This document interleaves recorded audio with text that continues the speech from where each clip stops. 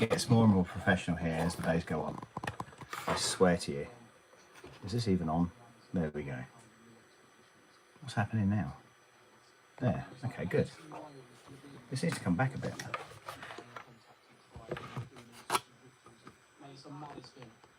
There. Right. Let's hit the button.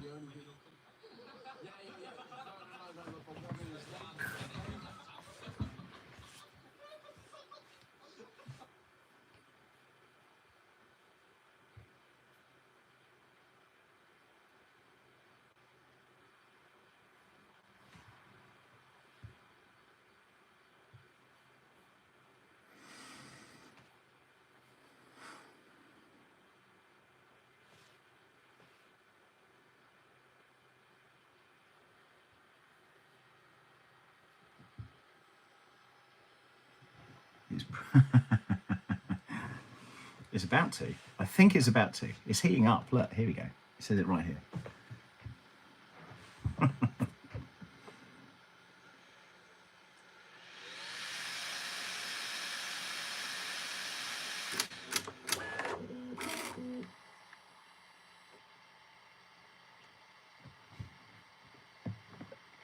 Do something. Cheeky. Cheeky.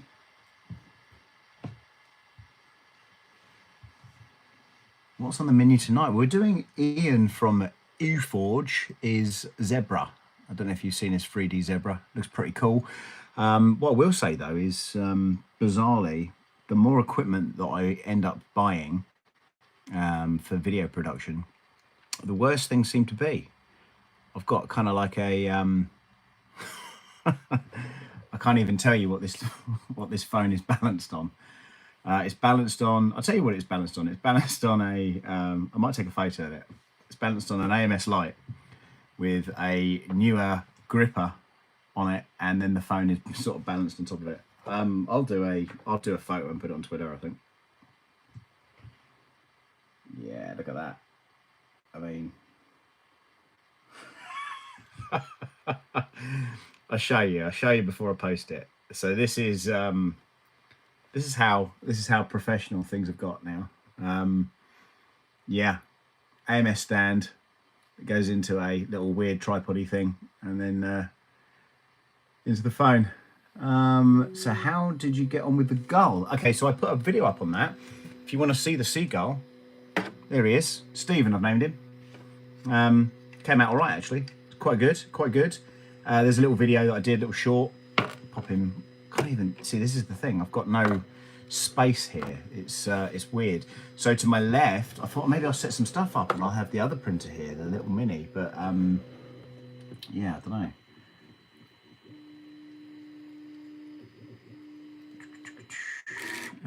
I could print a stand, but here's the thing. I wanted to stream it. I was like, I've got this awesome printer. Surely everybody wants to see it. All like 8 people that normally watch this. Hey Dale, hope you're well. Yeah, so that's I can't remember what they call it when you make something out of something that's not supposed to be made out of it. There's a term, I'm sure. How much poop did I get? I got loads of poop. And where is the poop? I put it in a box, and here it is, I think. Yeah, so this is the box of waste. So don't forget, in addition to the other stuff that we had this block here. So that's all the different colours from the colour change, which is pretty much solid. Yeah, and a bunch of just waste in there, really. So it's in the bottom. It's all in the bottom. Very wasteful.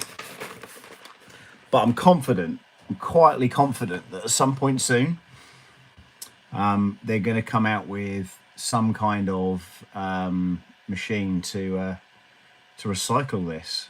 I don't know how, I don't know when. Yeah, there's loads. I mean, it was ridiculous. The print was originally on Makerverse or Maker, whatever it's called, Maker World. The print was originally a 24-hour print, and then I reduced a few things and we got it down to like 16. And yeah, and then something weird happened. So yeah, it's a ton of waste. It's very wasteful. So what happened was, and it's quite bizarre, but my my mesh system on my Wi-Fi here just completely had a wipeout, like completely done, like nothing. It had nothing out of it. So it just went down this morning, and then I was like, oh crap. So I have a Starlink here, and I needed to reset that. My son was asleep, and the room that the router's in is in his room, so I couldn't wake him up. This is around lunchtime, and then I had to reset all the mesh, and it was bizarre. Recycle waste and falls back into rolls of filament. Yeah, I mean, the problem is the colour that you end up coming out with, right?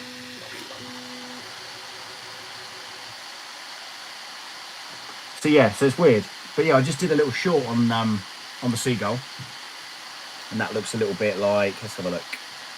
Where are we?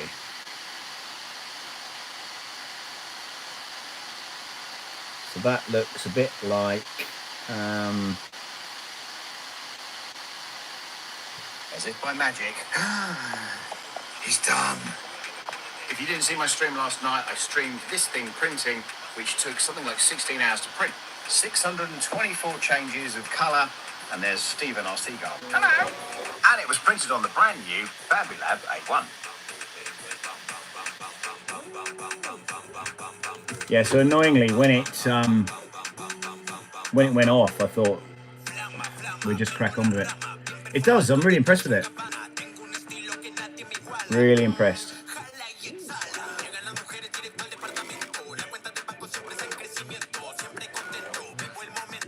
There he is. As if by magic. So there you go. Yeah, like so it's a like I don't even know. Like there's no point to it really. I don't even know why I printed it. It's just something. I had somebody on there going on about. Now, if you look at the detail on this, can you see the way that transitions? Now it's grey on one side, okay, and then white on the inside, like a seagull. That's how that works, right? So on the outside it's grey, on the inside it's white. So each layer line had two changes. So one for white, one for grey, and so on and so forth. That's why you had that 600 odd changes. Hey, how you doing? So yeah, so this is the seagull. Yeah, it's kind of weird. So we're doing a HueForge print now. I don't know if you've seen the zebra that one of the main guys from HueForge came out with. But maybe just put that here, sort of a... yeah, he did this amazing zebra, and it's like a 4D zebra. It looks incredible. So I thought, you know what? Let's whack it on and have a go. The deal was, and this is kind of weird, really.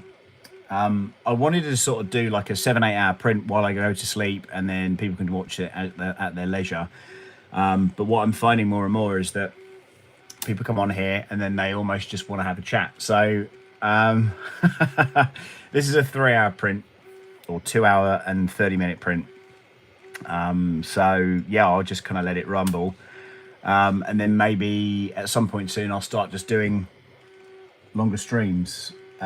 What probably needs to happen though, I do need to do an absolute ton of review videos and unboxings and stuff, and I'm probably going to do those live. I've got the Mark IV Prusa that's here. I've got an Elegoo Neptune 4 Max here as well. I've got several Creality printers. I've got the KE, I've got the CR10 that I've already done an unboxing with in China. I've got the Ender 3 V3, which is the Core XZ printer. I've got a couple of Anycubics, the Max and the Pro or Plus or whatever it is. Then I've got the V3 SE Nebula upgrade, and I've got a P1P to P1S upgrade, and I've got a Voron to unbox as well. So plenty to be getting on with over Christmas, I guess. So I'm going to not that it matters to anybody here, but I'm going to tell you what I'm going to do anyway. So I'm going to redo the where I am in the house. It's kind of my studio, my man cave, and have kind of like a broadcasting desk, set a bunch of cameras up, and then basically as of this week, probably Thursday onwards, I'll be doing streams and stuff, talking about 3D printers, maybe most nights, for an hour or so. That's going to be my kind of setup for a little while. And yeah, as I say, all the printers that come in, they basically get used in the house for a bit, and then they go over to the studio, where annoyingly it hasn't really worked out the same way that I thought it was going to. I was going to do all my live streams and stuff from there, Long story short, being there at night is not great. And then I'm still like 40 minutes from home and stuff. So yeah, the Max Pro, so what have I got? The Neptune 4, whatever it is, Max Pro thing. Then I've got the Anycubic big thing, the new one. That they told me it didn't have clipper on it, but it definitely has clipper on it. They've gone really quiet. Anycubic have gone really, really quiet. They sent me all this stuff, and yeah, they haven't even asked me about it. They sent me a wash and cure system as well. That the one that only washes and cures; it doesn't just cure. So yeah. Well, Brian, you know what it's like. It's this is just ad hoc. I was just showing a print off. That was the plan. I can find out which one it is. So the Elegant is, it's this one.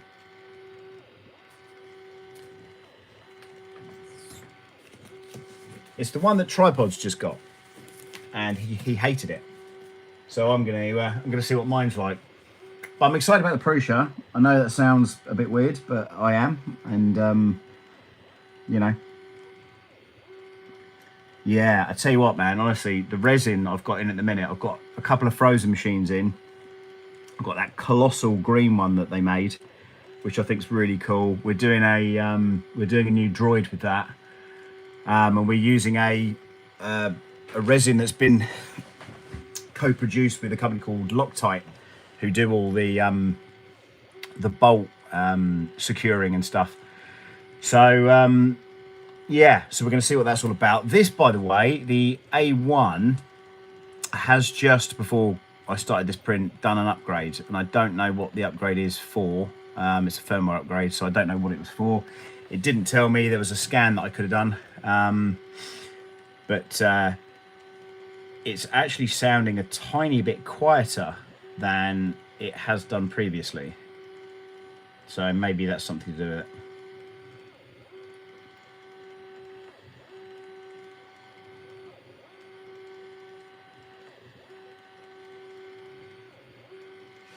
Yeah, weird messages from weird people. Very strange day. Very odd day today. New droid sounds fun. Yeah, so we're doing the Neptune 4 Max. That's the one. It is pretty quiet. Let's have a look at the controls.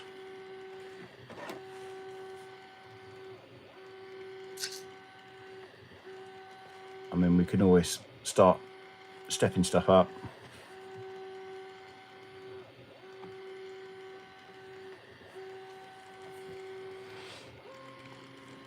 So sports mode changes it up a couple of pitches.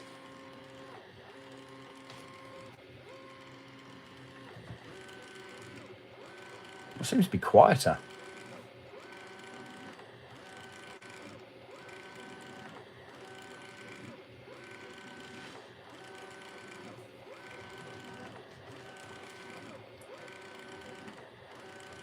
Have you tried printing the top mount yet for the A1? I've had a bit of trouble with getting it printed on my A1 Mini. There it is.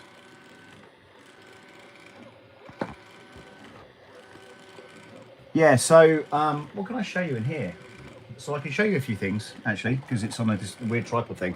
So I have built loads of droids. That's Q5, that's another one, and then I've got an R2-D2 over there as well.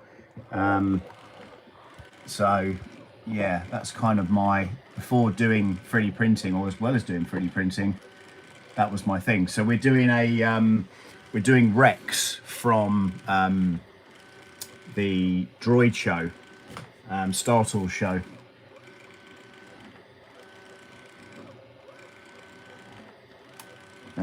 Do I still have your battle droid?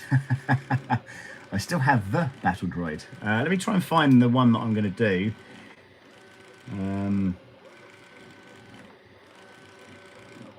fact, I have a pop of the droid that I'm going to do, a Funko Pop thing.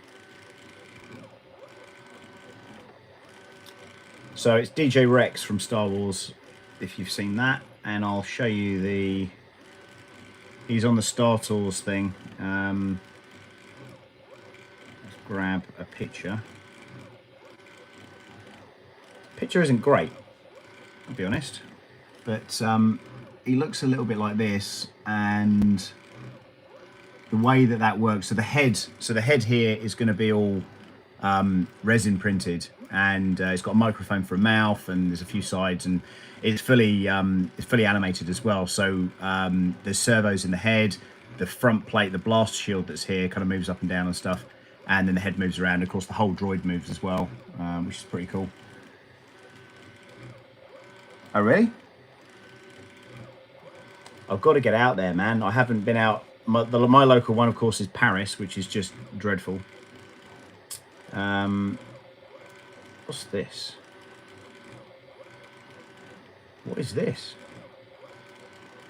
We're unable to show your content as it goes against our community standards on adult nudity and sexual activity. What is this? What on earth is this? See options. Go to group quality. Go to account status. Your account looks good. Thanks for sticking to the rules. What on earth is this? Your message was able to show we were unable to show content that goes against our community. Oh my god, what on earth is this all about? It's funny, isn't it? What was that about? Well, the last thing I posted was this. So, you just in your pants. If you want to see a video on that, watch Forks Hammer's A1 video.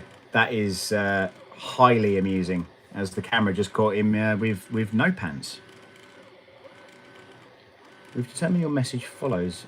We've determined that your message follows our community standards. See details. What message was it though?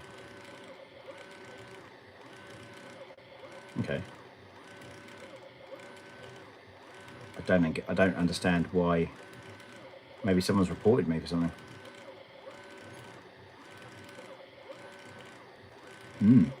Okay, whatever. It is what it is.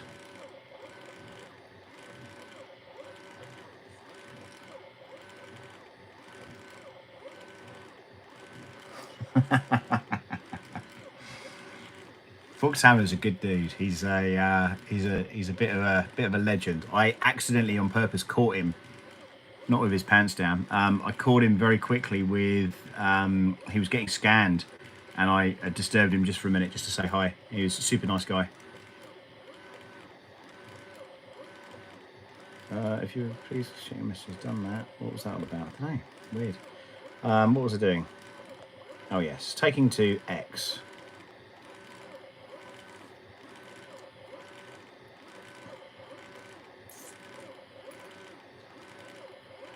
So we've got the first layer here. In ludicrous mode is what we're currently printing in at 220 degrees, 166%. That means that instead of 2 hours and whatever it was, it now goes down to 1 hour and 21 minutes, which I think is much more reasonable.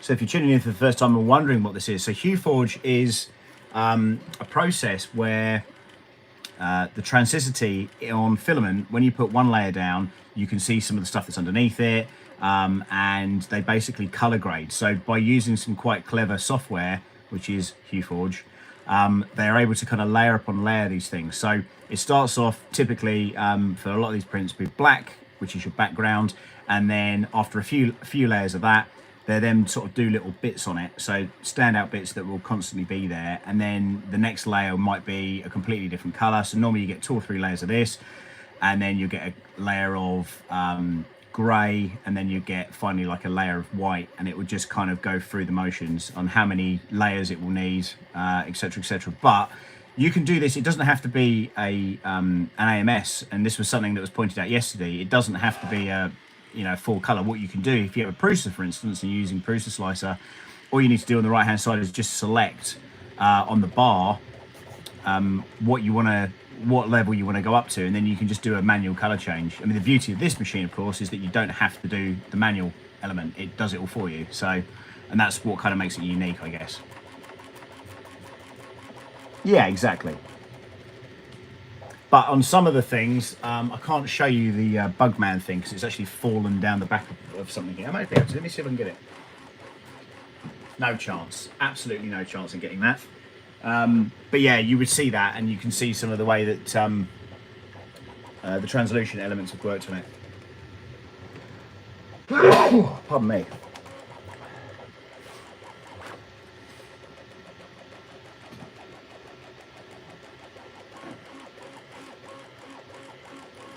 Heath Robinson, that's who I was thinking of. I think it's Heath Robinson.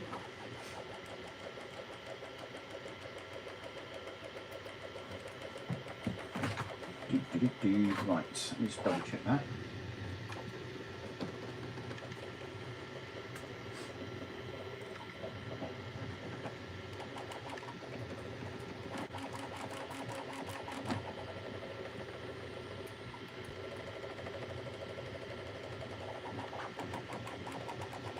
No, maybe it's not.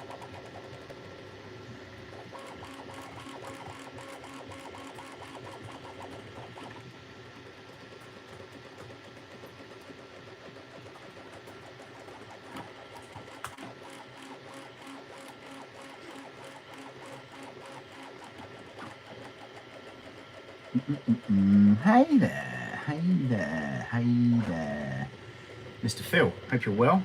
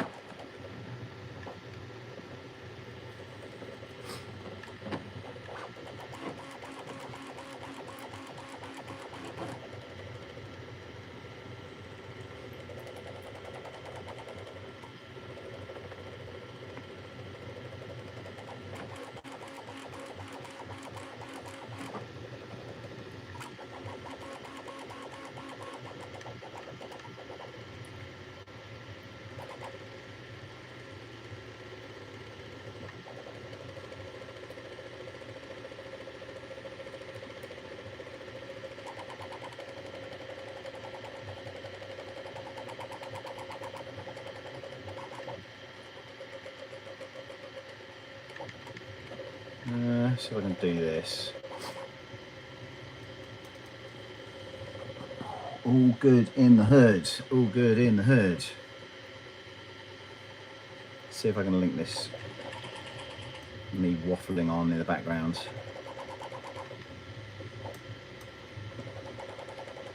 So yeah, so we had a few issues today with the broadband and stuff at the house. So that kind of sucked. But I believe we're now past that, and I've reset everything on the network, so everything's brand spanking new. It's just massively frustrating.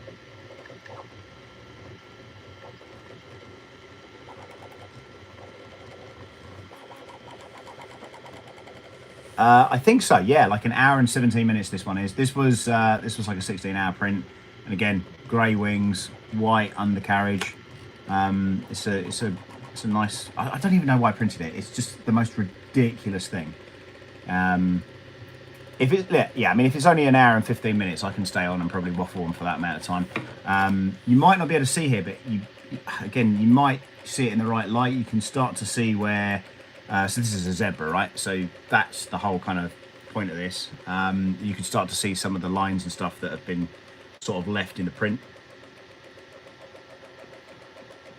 So you can't really see it on here, but that is, see it at the top there. That's what we're printing. How do I get a link? Why does it not link? Frustrating.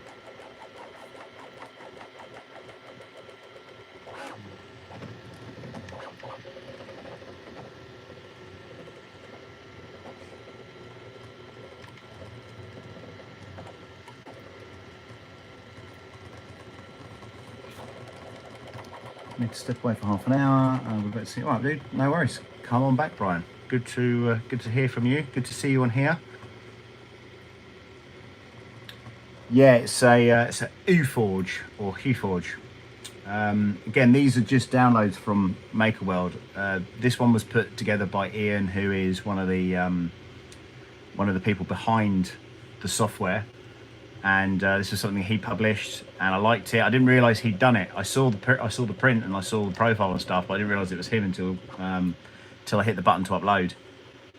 And as many of you will already know, that you know, you can literally just hit the button, it'll import it straight into Bambu Lab and their slicer, and hit the button, upload, job done. It's tell you what, I've got another printer in it at the minute, which is in a different room. The reason it's in a different room is because it's under an NDA. It's not a Creality printer, but it is a multicolor printer. And that thing, oh my God, it's so complicated to use. And then I had a feedback form today, and they were like, hey, can you give us the feedback on what you think? And I was just like, it's just so bloody complicated. It doesn't need to be this complicated. So honest feedback, as you do.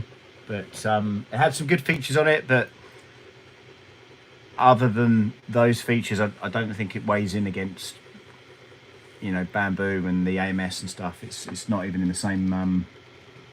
I know who you are, Brian.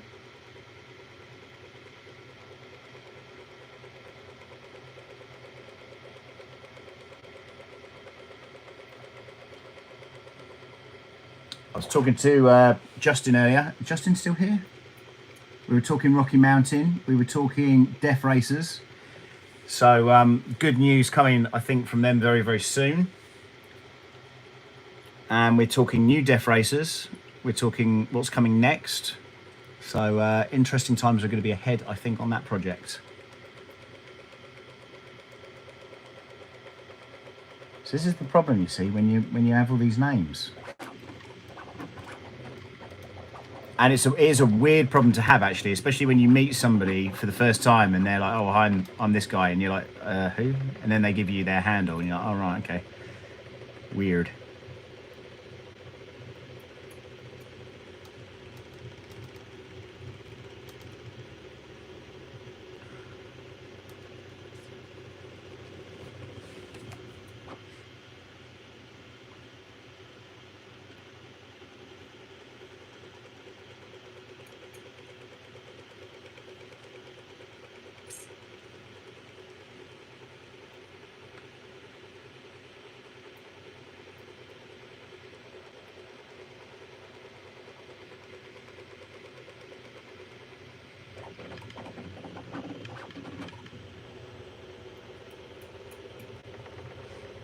Now, so Denise has just put a picture up.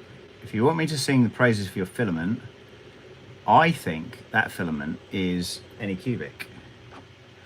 I've got some of their filament here.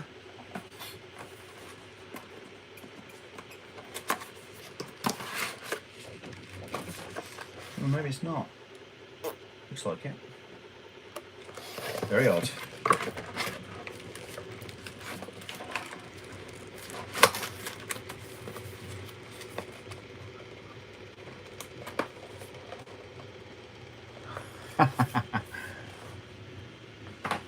Talk about yourselves, talk about yourselves, it's all good.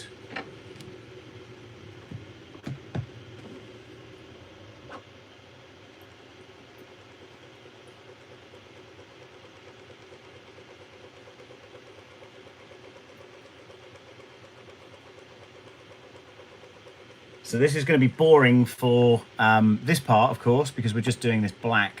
Again, I don't even know how good. And you must be able to see that. Yeah, that looks a little bit better, doesn't it? I think I need an alcoholic drink.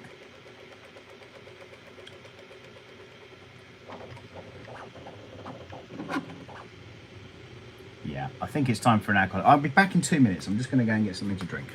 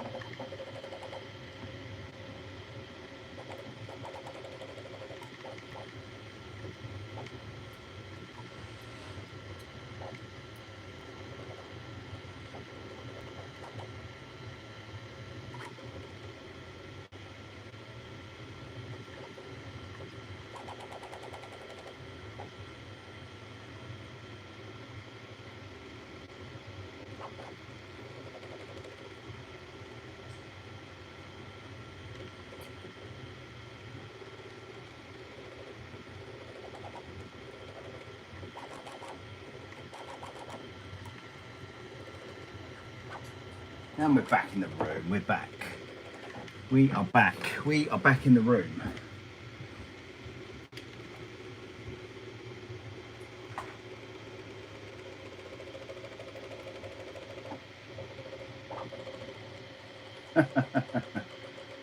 Hey, look at that. That tweet got a little message back from Joel there.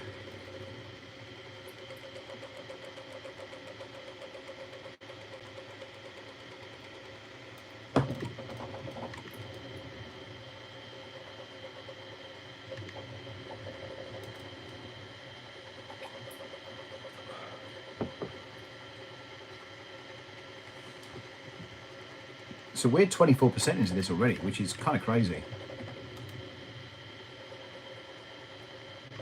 So I'm liking this. I must admit, I am liking this printer. There are a few things which are quite interesting about it that makes it a little bit more unique to the marketplace, but I'm just going to keep going with it until it breaks and then see what happens.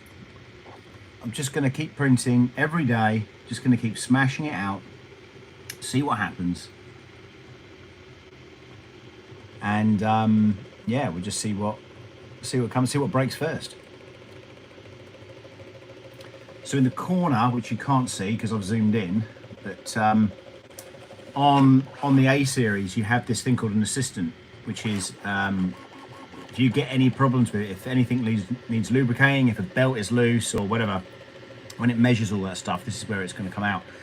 Incidentally, on the Steven Seagull print, we had the white, which was a Creality white. It actually blocked. It didn't block, sorry, it got twisted somehow. One of these elusive twists that seems to happen with filament that's apparently the user's fault every time. Yeah, so it got jammed. And of course, this printer, and again, I don't know of any others that do this, but it obviously, you know, realized that there was a problem and it just stopped the print. So that 16-hour print was probably a lot longer than we thought it was going to be. But yeah, as I say, that being said, it's pretty remarkable. And for the money. Crazy. Here we go. We got a message back from Ian. Oh, he's actually messaged me. Is that a zebra print going on my video? Here we go, look. Yes, indeed. Telling you as I'm seeing it.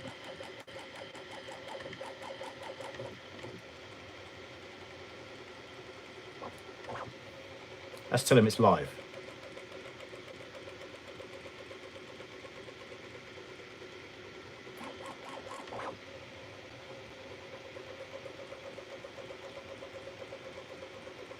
How exciting. So there we go, there's a closer picture of it. If you didn't see already, that is what we are printing. It has like a illusion of 4D there, or 3D. There's so many Ds now. So many Ds.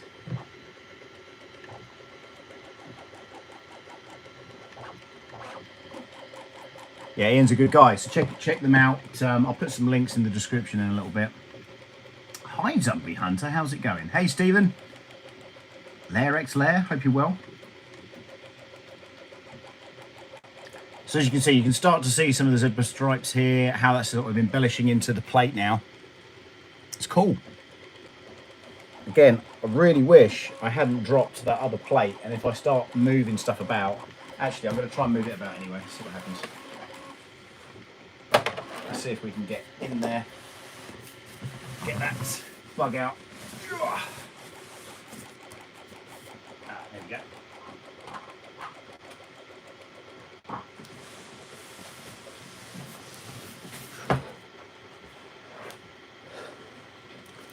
So as you might have seen before, possibly, this is the Bugman print. Again, this is 3D printed. That's the Bugman, or Matt German as we like to call him. Again, it just blows my mind. Absolutely blows my mind.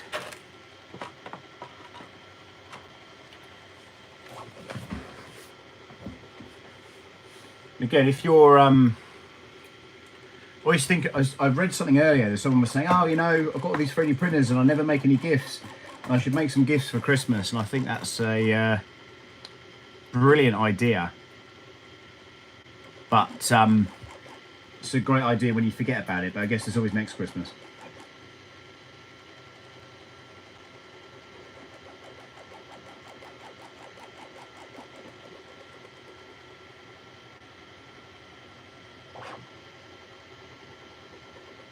Hey there, Ian, how's it going? Literally just talking about you. Quite literally.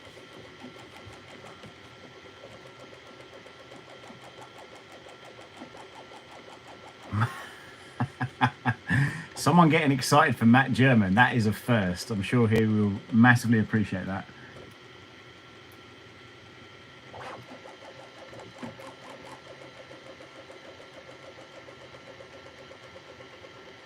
So yeah, so we're running. This is an hour and 6 minutes to go on this one, Ian. If you just joined us, we're running in ludicrous mode. We're 166%.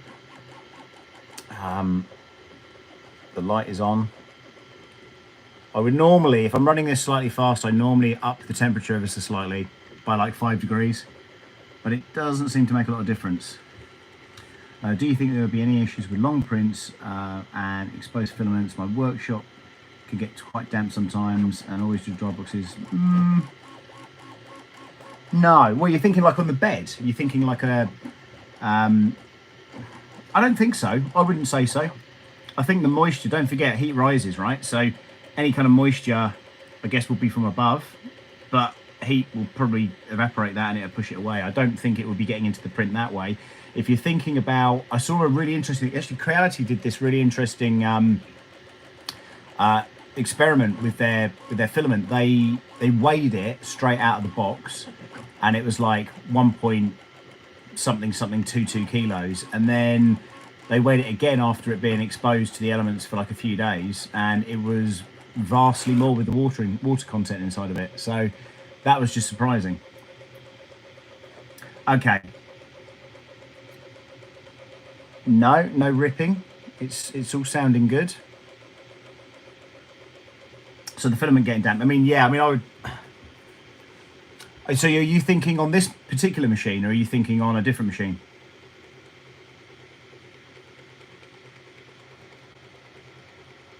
I mean, if it goes to show, what I would like to see, you know, like a wine cabinet. I'd like to see a filament wine cabinet that you could just have it as a selector for the filaments that you wanted, and it just helps the print along. It doesn't have to be anything technical, but you could just whack it in there like you would do wine.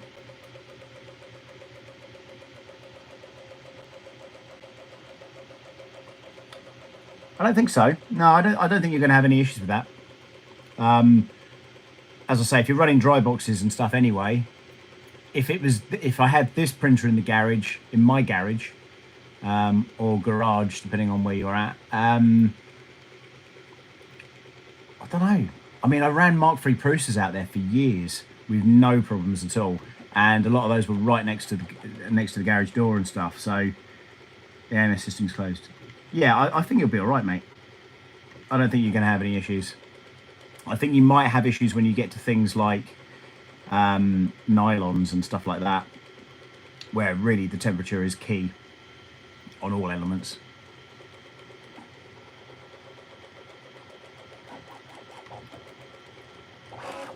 It was funny, actually, when we were doing this the other day, it was actually, we had black for ages on the Bugman print, and then when we just started to get the green going, and I was just like, oh, come on, it's not quite looking like anything. And I was like, have I done the right thing? Have I messed this up? Is this definitely going to be right?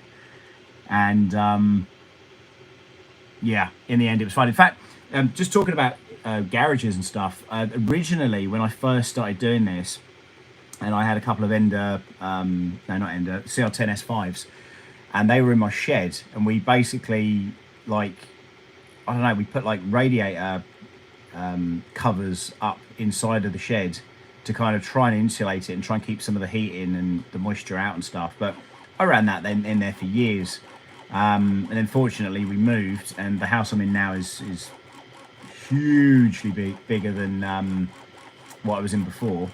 Hey, HueForging. I tell you what, I saw it. I didn't even know it. I didn't even know it was Ian's print. I saw it online. I was like, wow, that's really impressive. And you know, I wanted to print it, and I was like, when am I going to do that? And then I started doing these little streams with the A1, and just doing I'm not even supposed to be talking. This is just something that's happened. So yeah, I'm dead impressed. Obviously, my first exposure to it properly was at Earth, and then even seeing people, you know, with def racers with the HueForge stuff on the side of the def racers was really impressive. But it's brilliant, absolutely brilliant. The Bugman thing really gets me though. It just, like, I don't know, very interesting.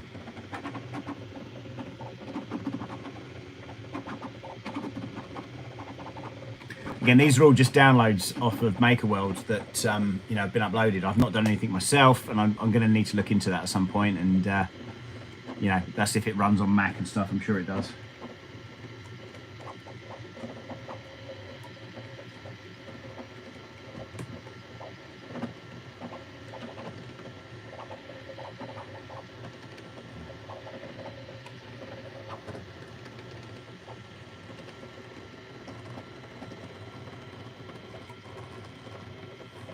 I wonder if this would be good for WR codes.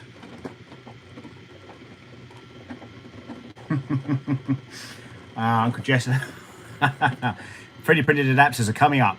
Yeah, okay. This is this is what's going to happen next. This is what's going to happen next.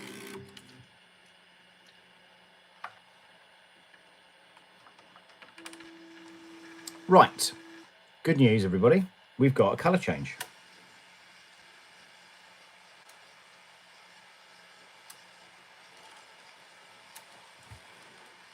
So we've got a bit of a mishmash of filaments here. The Bill from 3D Chameleon sent a load of filament to my house, and he was really lucky that I realized it was from him, because I probably would have used it and not given it to him. Incidentally, after he did Smurf, he then said, well, I can't take any of this back with me. We've used literally a couple of meters of the rolls. Take the rolls. So a lot of these eSun rolls are from him. So we've got a bit of Bambu on there, we've got a bit of Polymaker on there, we've got a bit of eSun on there. And again, trying to match the colours is an interesting thing. No, I don't have any. CR10s are still going strong. My 2017 one died last year. My Maxes are out. What's all this? Did you got it for still too?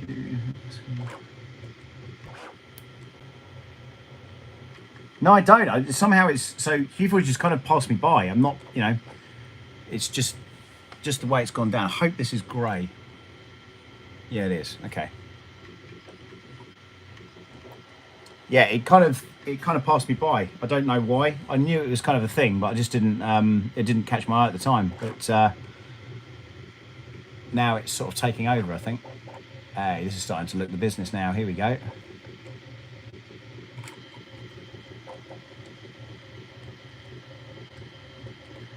What colour did you replace the tough white with? I've replaced the tough white with a very white. I think it's a Creality white, actually, that one.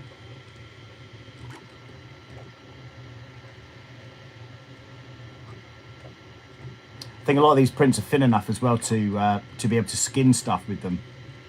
So if I wanted to wrap it in around something and do something with it, then I'm sure we can make that work. Now my only issue here is that I'm a little bit worried now that I've got this running at ludicrous mode, and whether or not that's gonna, seems to be going down fine though. Let's do a little zoom in on that.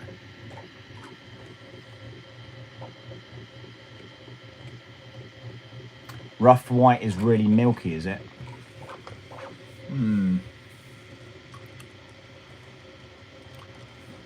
Let me have a look, see what else I've got here, because I can still change it out. I've got some Anycubic white.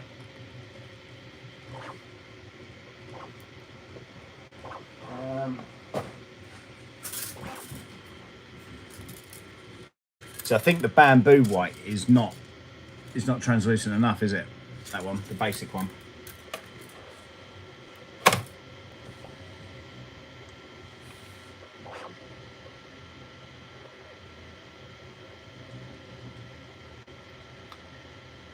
Jade white is 5, you want a 10 to 12, yeah, okay. I mean, if we're talking transparent, I mean, I've got transparent, but that's not really any good. In fact, I've got some white here, and then Creality white is a little, actually this one is a bit, the eSun stuff is really white. The Creality stuff is, well, it's Creality stuff, so it's not going to be amazing. I've got eSun PLA white, I've got that here, but that seems to be very, you know, where the opaqueness to it, it doesn't have any of that. It seems to be very kind of strong white.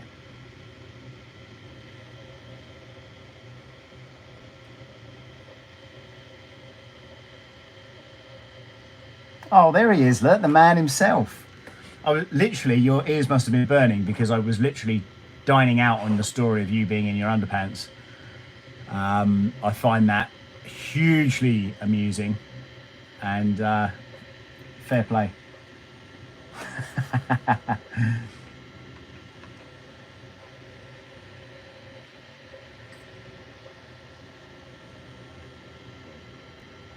Yeah, I don't have any sunloo, I don't think, here. I've got, that looks like pet in the corner. Again, you know, I generally don't take tons of filament home with me, but I did because of Bill. And the majority of my stuff here is going to be Polymaker usually. So yeah. Oh, you were in underpants. Oh no, you weren't even in underpants. eSun do a white and cold white. The normal white is very high. Yeah, it's the normal white. I think it's PLA plus actually, that one.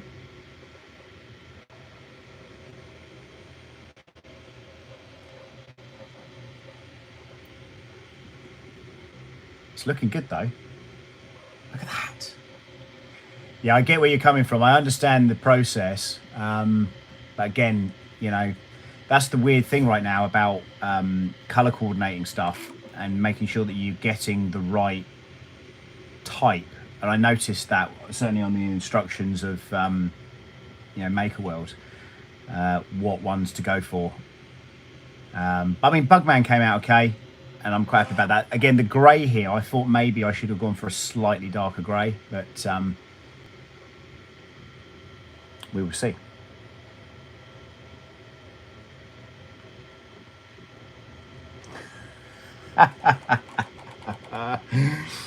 Oh my God. I did a live stream the other day and I was like, hey, has anyone seen this picture? I'm thinking, what am I doing? That is motoring. It's quiet as well. Bear in mind, this is 166%. Just chewing through it.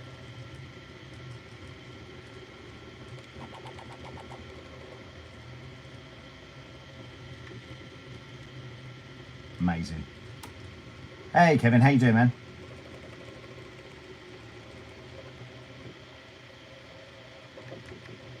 No, you did not.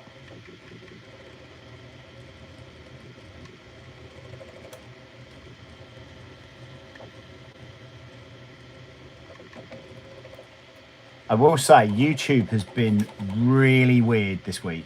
I don't know what they've changed or done, but I noticed for most, not all, but most YouTube videos that have done videos on the Bambu Lab A1, I thought it was me. I was like, what the hell's going on? And I was changing photos and changing tags and wording and yada, yada, yada.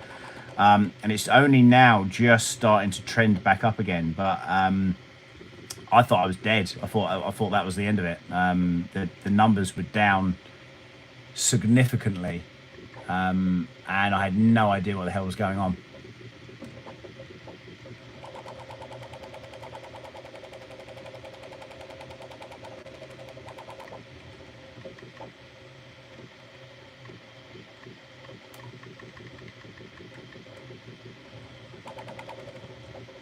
Yeah, it's weird. Yeah, okay. Well, I'm glad it's not me, because I was just like, what the hell is, what is happening? What is happening? It's weird though, because the watch time was up. Okay, so for that video, the watch time was up a fair amount, and the sales were okay. The sales were pretty good from the affiliate links and stuff. So, yeah, I don't know what's going on. I think they let AI look. Yeah, they may well have done. Yeah, it's weird. It's really weird, because normally most videos that are of significance are about 25k ish, and that's not amazing numbers, of course, but it's, to get that little in that amount of time, I don't think we've hit 5k yet. It's weird. Very weird. But I was trying some new things, and I thought I would try this, we'll try that. I've got shorts that have done better than in this time span. Stephen Paul got banned. Common. What?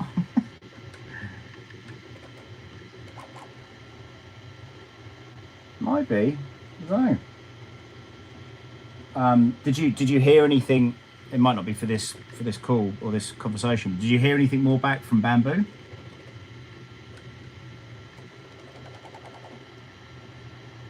Did they?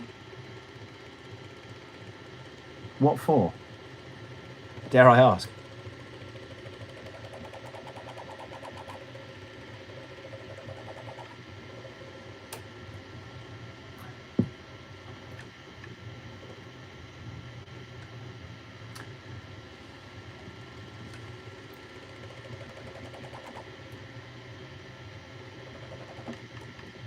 Oh God.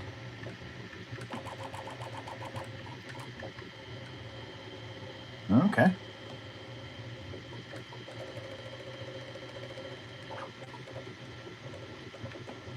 This is cool.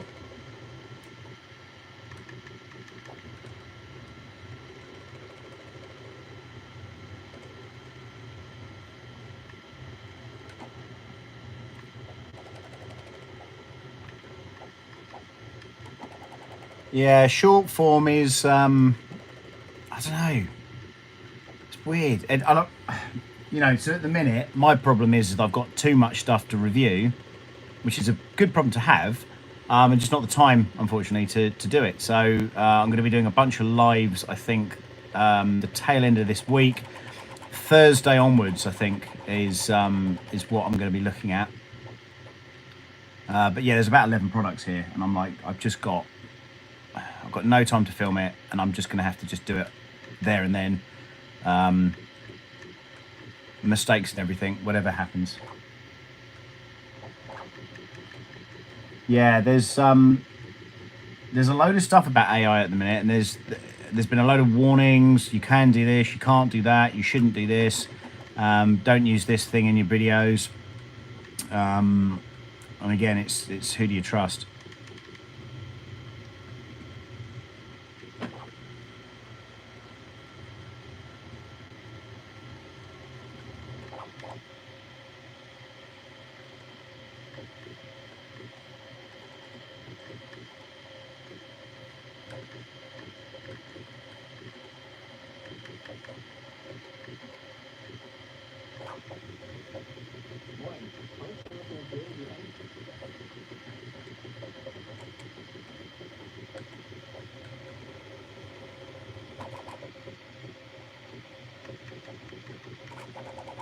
People are growing fast. Some YouTubers are here for years, fighting for subs. Yeah, you're right, man. Hello, Jelly Guy. Atlantic Adventures. Hello there. So we've got Bugman in the background. He's hanging out. And we've got the zebra in the front.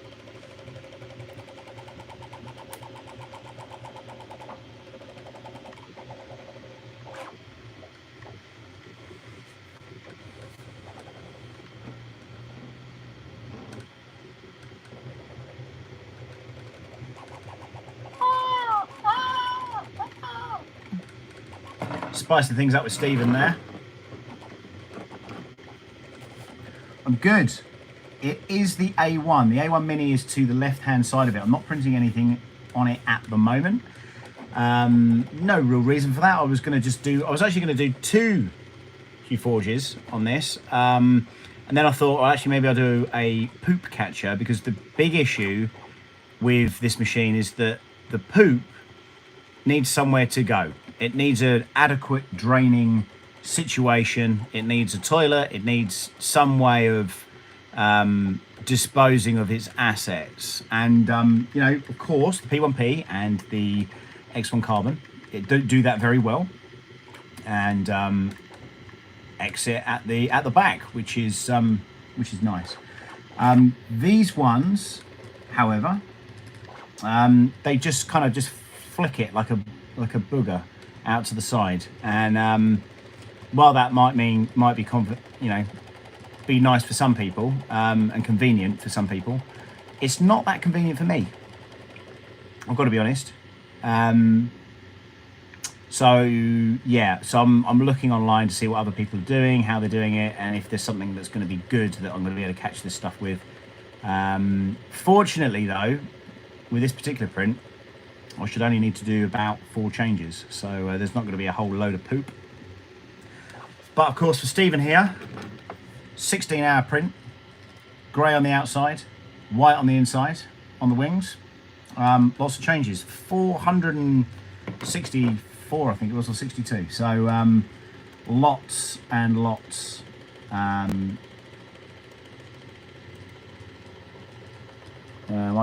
My printer compared to this looks like driving Miss Daisy.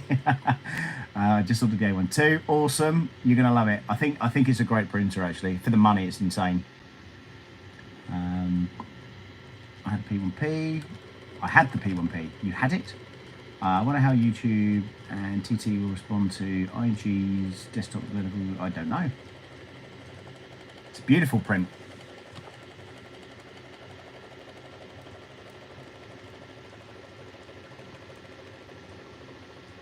I'm already getting some ideas about potential uses for this software. We're looking at doing something with an Etsy shop next year. I started to buy a motorcycle. I love my bike, so I shouldn't have got rid of it. Okay. Well, you got to do what you got to do, right? Maybe I should sell a P1P and get a motorbike.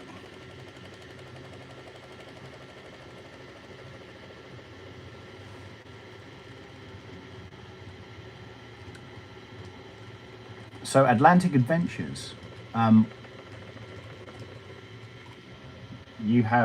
YouTube. You're a YouTube. I'm just going to Google you now.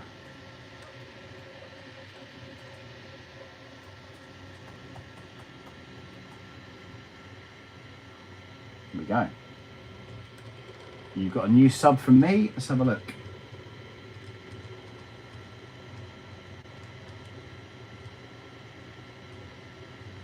Oh, you're out in Canada.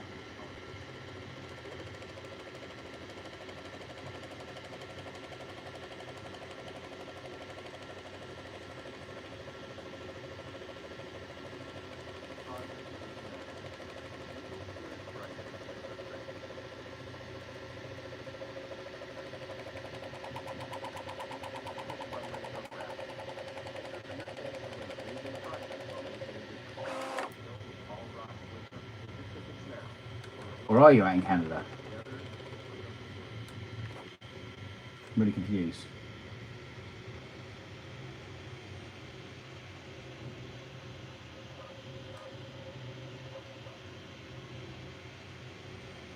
Oh, cool. I'll check out your channel later. I've subscribed to you though.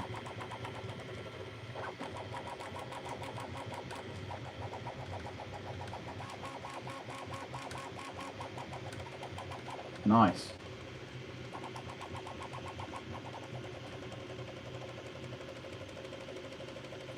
Where was I? Yeah, so we're doing this. So we're looking at we're looking at doing an Etsy store next year, laser and 3D printing stuff, and yeah, we're gonna think about how we're gonna work that and how that's gonna look longer term. It's all right being sent all this gear, but I need to make sure that it's being used in the right ways and it's being tested fairly, and you know, all those kind of things. So if we can add that to a work process, I think that's going to be a good thing, and it adds to the legitimacy of the channel. You're in Australia. Oh, Sam Mountain, how are you tonight? How are you feeling today? So for those who don't know, Sam is my business partner, and he is not very well at the minute, and he's texted to myself and one of the office managers that he's not very well and he probably won't be in tomorrow, and we give him no sympathy, which is exactly what you should do to a business partner and friend.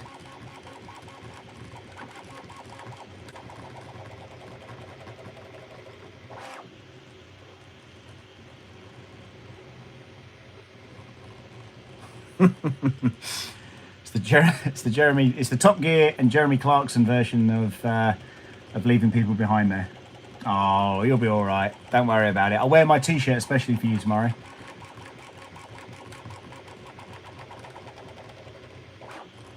Because normally I'm bare-chested.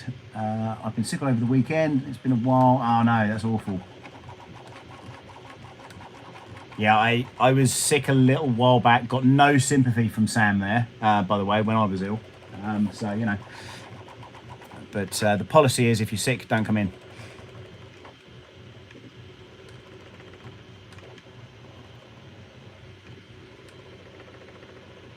Sam, incidentally, wanted me to make him... Sam, did you blow up the size of that zebra? No, this is the size it was sliced at.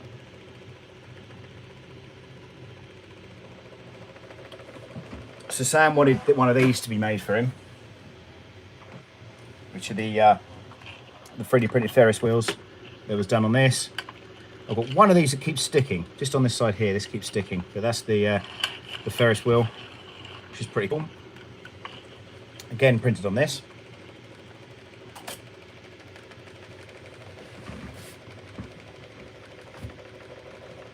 I've got another plan for that though. I really want to put a motor on the back of it. I was going to completely ask for the zebra so I can give it to my mistress for Christmas. Yeah, you can have this one once I'm done showing it off. £10. That's what we're going to charge you for that one.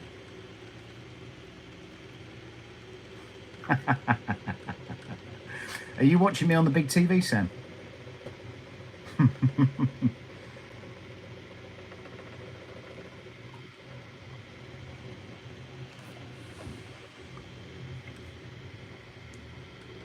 So I'm interested to see, obviously, because we're not using the correct filaments, and this grey is kind of like what I would call a dirty white, which is kind of grey, isn't it? Looks good. It does look good. Which mistress are you going to give it to, Sam?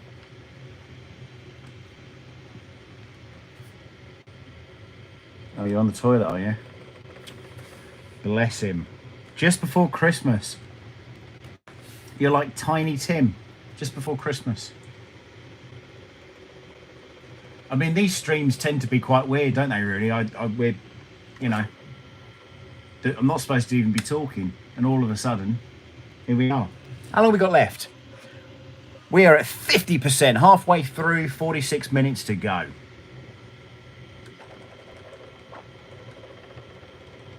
I am in the UK, yes.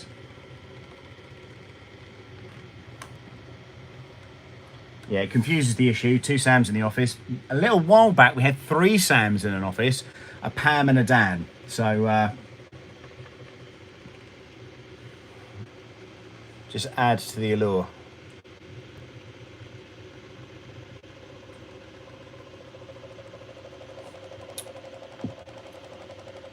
So while we're looking at stuff, I don't know if you can see just up the top here, but this is a 3D printed house. This was done. If I don't break it, imagine dropping this. So this was done on the Creality K1 Max.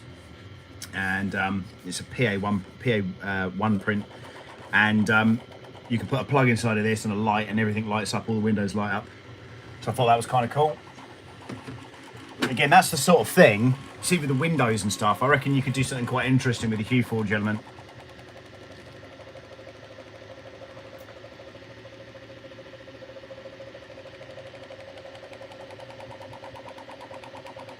There you go, look. HueForging are giving you an upgrade trial there. Look at that. You need to try and print a frame for your zebra. I absolutely do. And do you know what? This is the printer to do it on.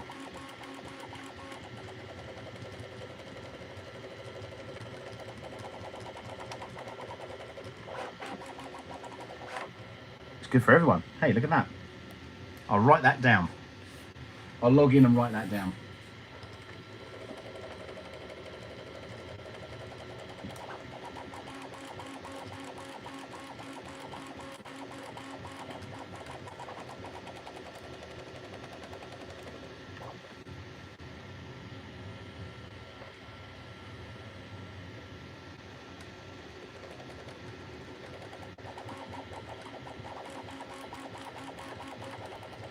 And I'll pin it as well.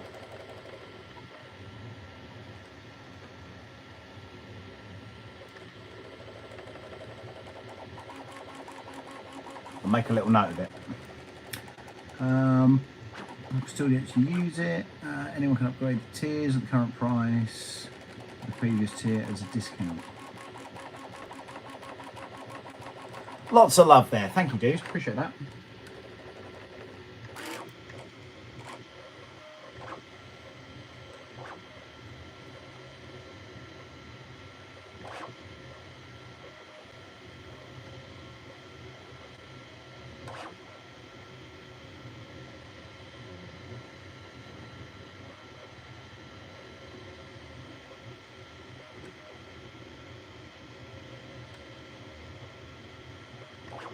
Cool. So this print has been apparently downloaded 428 times.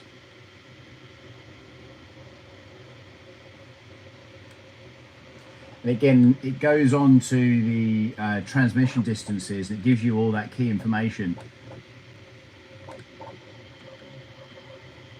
Oh yeah, okay. Cream white, ivory white. Sure. Okay.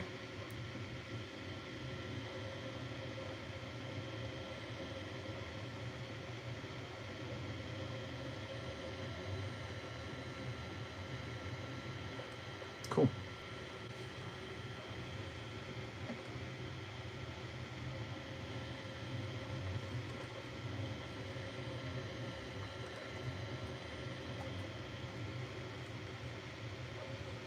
Downloading it now. Hey, Teaching Tech did a video on it as well.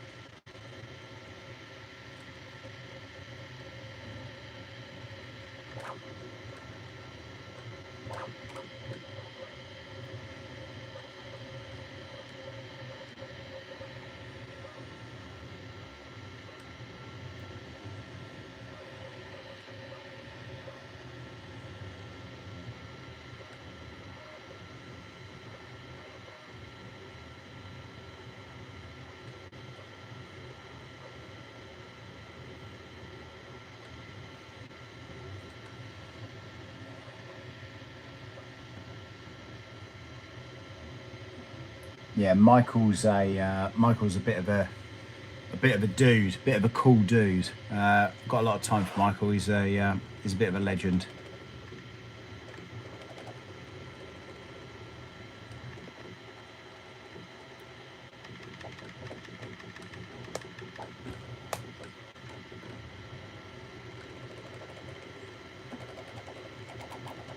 be fair, I'll probably owe him an email actually soon. So I'm looking at personal licensing and I'm looking at limited commercial licensing as well. And my dog's just walked into the room. Get out. Get out. Thank you. Thank you. Come here, sniffling around. Wagging your tail. What do you want? You want a biscuit? Go on, you go outside and I'll come and find you in a minute. Go on, out you go. Go on. Yes, go on. Go on. Out you go. Thank you. Yeah, so I'm going to... We'll talk. Hello, Mark.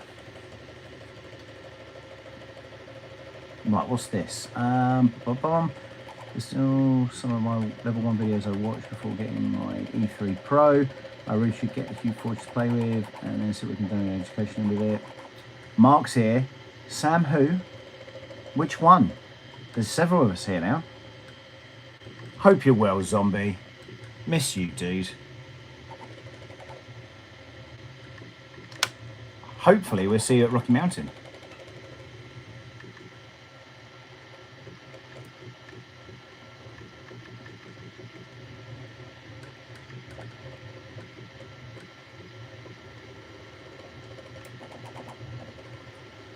Hi Sam, it's Alan. Remember me? Great watching the videos.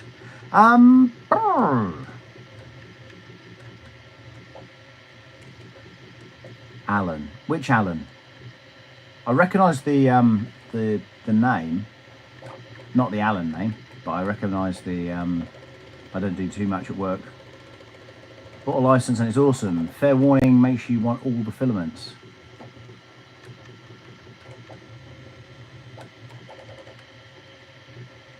That's the guy. Assuming you know who answers my messages. Yeah, right. Tell you what, dude, that is a frustrating dilemma. And I am, there's not much I can say about that. Let's put it mildly. When there's deals on the table, I don't know if you want to be fed by them. Let's put it that way. It's very frustrating. And it shouldn't be. Never mind. Half the droid. Oh, Christ. Hello, Alan. We had a cup of tea with you once, didn't we? That's how I know you.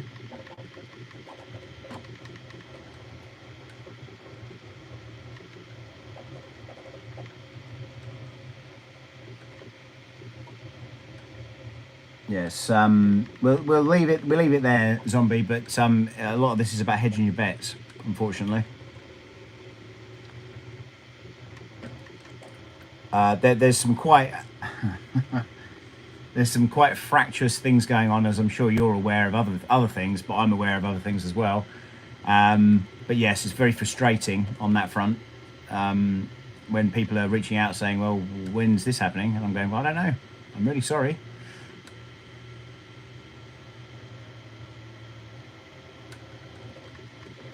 Half the droids. It's been a long time, Alan. Long time. But I was out with some droid builders on Saturday. I met up with Lee. Giles was there. Mucker Mark, who may still be here. Yeah, and it was good. Oh, John was there as well.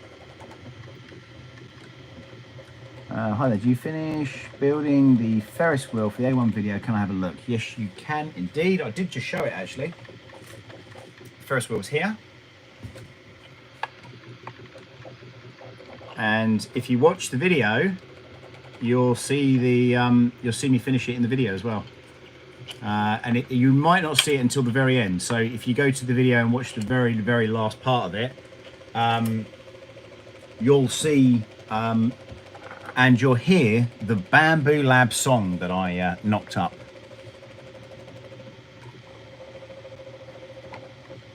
It has been a long time. I like it. What I'd like to do is, what you could do with this thing is, on the back side here where the stars are, I reckon I can get this to turn and possibly have this whizzing round as well. As I say, this one here, this little bit here keeps locking up, so I'm going to need to put something on that just to loosen it off a little bit. But yeah, it's cool. It's pretty good. I'd like to see that going along. In fact, on MakerWorld at the minute, there are a ton of designs that are kind of Ferris wheelie or roundabouts and various other things that you could look to, you know, try and have movement done via, whip a motor in there or do something clever with it. Can I buy that Zebra print off you? No. I can send it to you for free. You know what? I tell you what would be really good. That artwork that you did with R2 a little while ago, which I've got still here. In fact, hang on.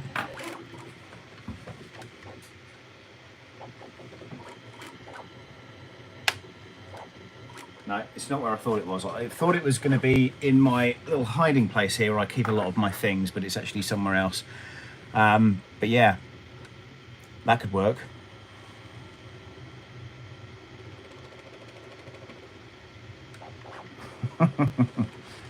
Did you hear the Liz song that I did?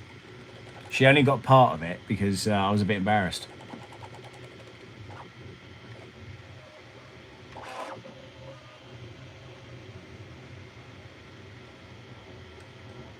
You're in your man cave. You're in your man cave there, Mark. With your special curtains. Well, we're cracking through this. 60%, 36 minutes to go. We are on the second of 3 changes.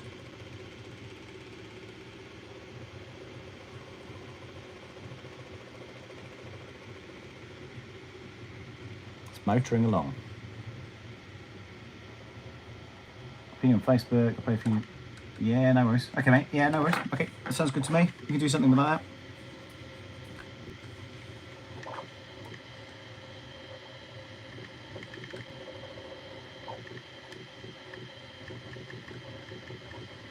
Again, the actual print that's on the site does look amazing, and let me just see if I can pull that up. I could probably show you a picture of it here actually. So yeah, so it kind of goes into kind of like a 3D kind of picture.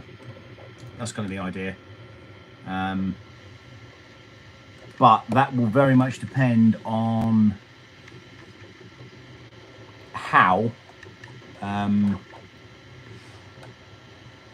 that color coordination works. Hey Alan, I should just send you a printer.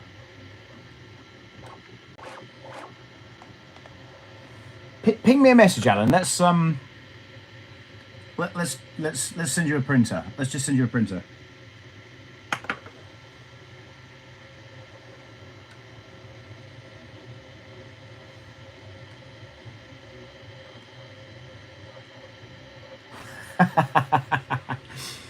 Hey, listen, let me tell you about printers, right?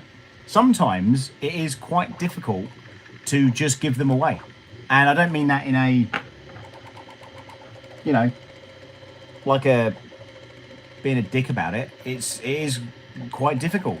You can't give them to schools. Schools don't want them, certainly in the UK, because they want them to be enclosed, because that's what the government told them that they need. So yeah, so that's one issue. And then of course, if you can get it accepted to a school, then the school wants some kind of warranty with it.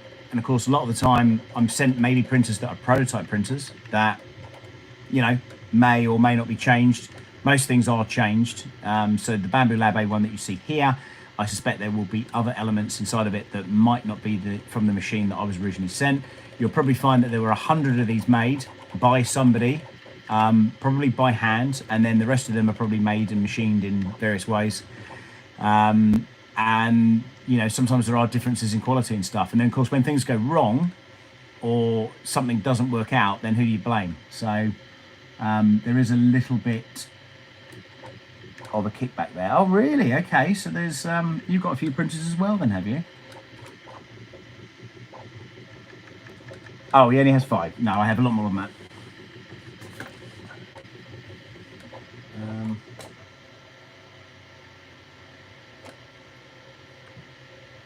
I've got 19 in this room.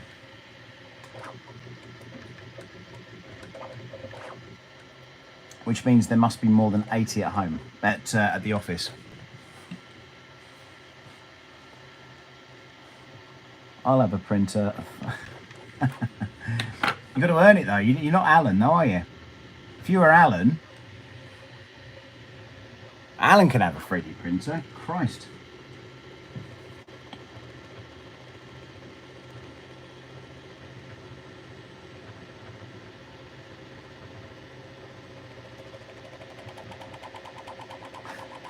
The magnet. Oh god, are you getting one of those?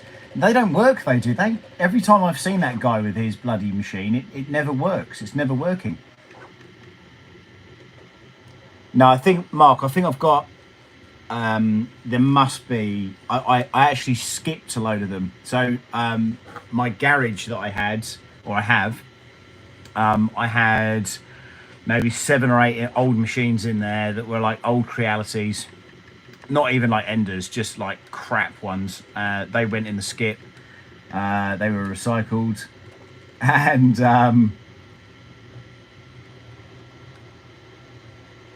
so is my wife. Yeah, Alan. So is my wife. Yeah. So there was a load that went, and then I think my Losbots are going to go to James Bruton. It's almost like giving them out after someone's passed away here. But yeah, Soval. I'm not working with Soval anymore. We had a disagreement over somebody's marketing strategy that they used my name in, which I wasn't happy about. So I ceased working with Soval. It's just the way it goes sometimes. And of course, there's more and more printers turning up all the time. So there are a ton of Anycubics. Done a lot of work with Anycubic over the years. So we've got some big ones, we've got some small ones, we've got some ones that will jump up and down. Of course, then I've got the Bambu farm as well, which is 10 Bambu printers there. I've got a lot of Creality printers, lots of older Enders, newer Enders, rear Enders, prototype Enders, beta tested Enders. I have a student named Alan. There you go. 3D Chameleon video when? Good question. 3D Chameleon video when? Well, the interview with him is done. That's there. And what I need to be doing, and what I am doing, is demonstrating how you actually use the Chameleon on a printer like the K1. And this is all software. This is all software delivered. Hang on, you may have missed my chat. Look up. What does it say? Hang on. I am Alan. What did I miss? Did I miss something? What did I miss? Which version of what, mate? Which version of Chameleon? Version 4, the latest one. So Will came to the UK, came to Smurf. We whipped one on the new Two Trees SK1 Core XY printer that does apparently 700 millimeters per second. It is open source. It is Clipper, Core XY, yada yada yada. So that was good. So we did some work with that. It's on the K1 at the minute. Obviously, Creality right now don't have a multicolor solution. You're probably going to see one in Q2 of next year. They've also got the K1C coming out, which probably will be a colored K1. So you might get a purple or a various different colors. You might have seen the Bayern Munich K1 that they did, which was red, and it'll also come with a camera, hence the C. I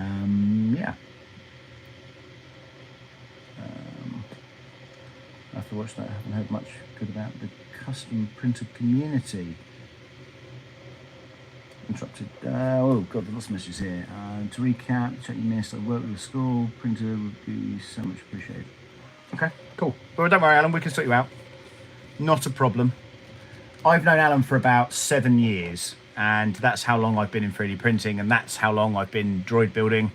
And Alan I met through droid building, and we had we had some laughs at Elstree Studios.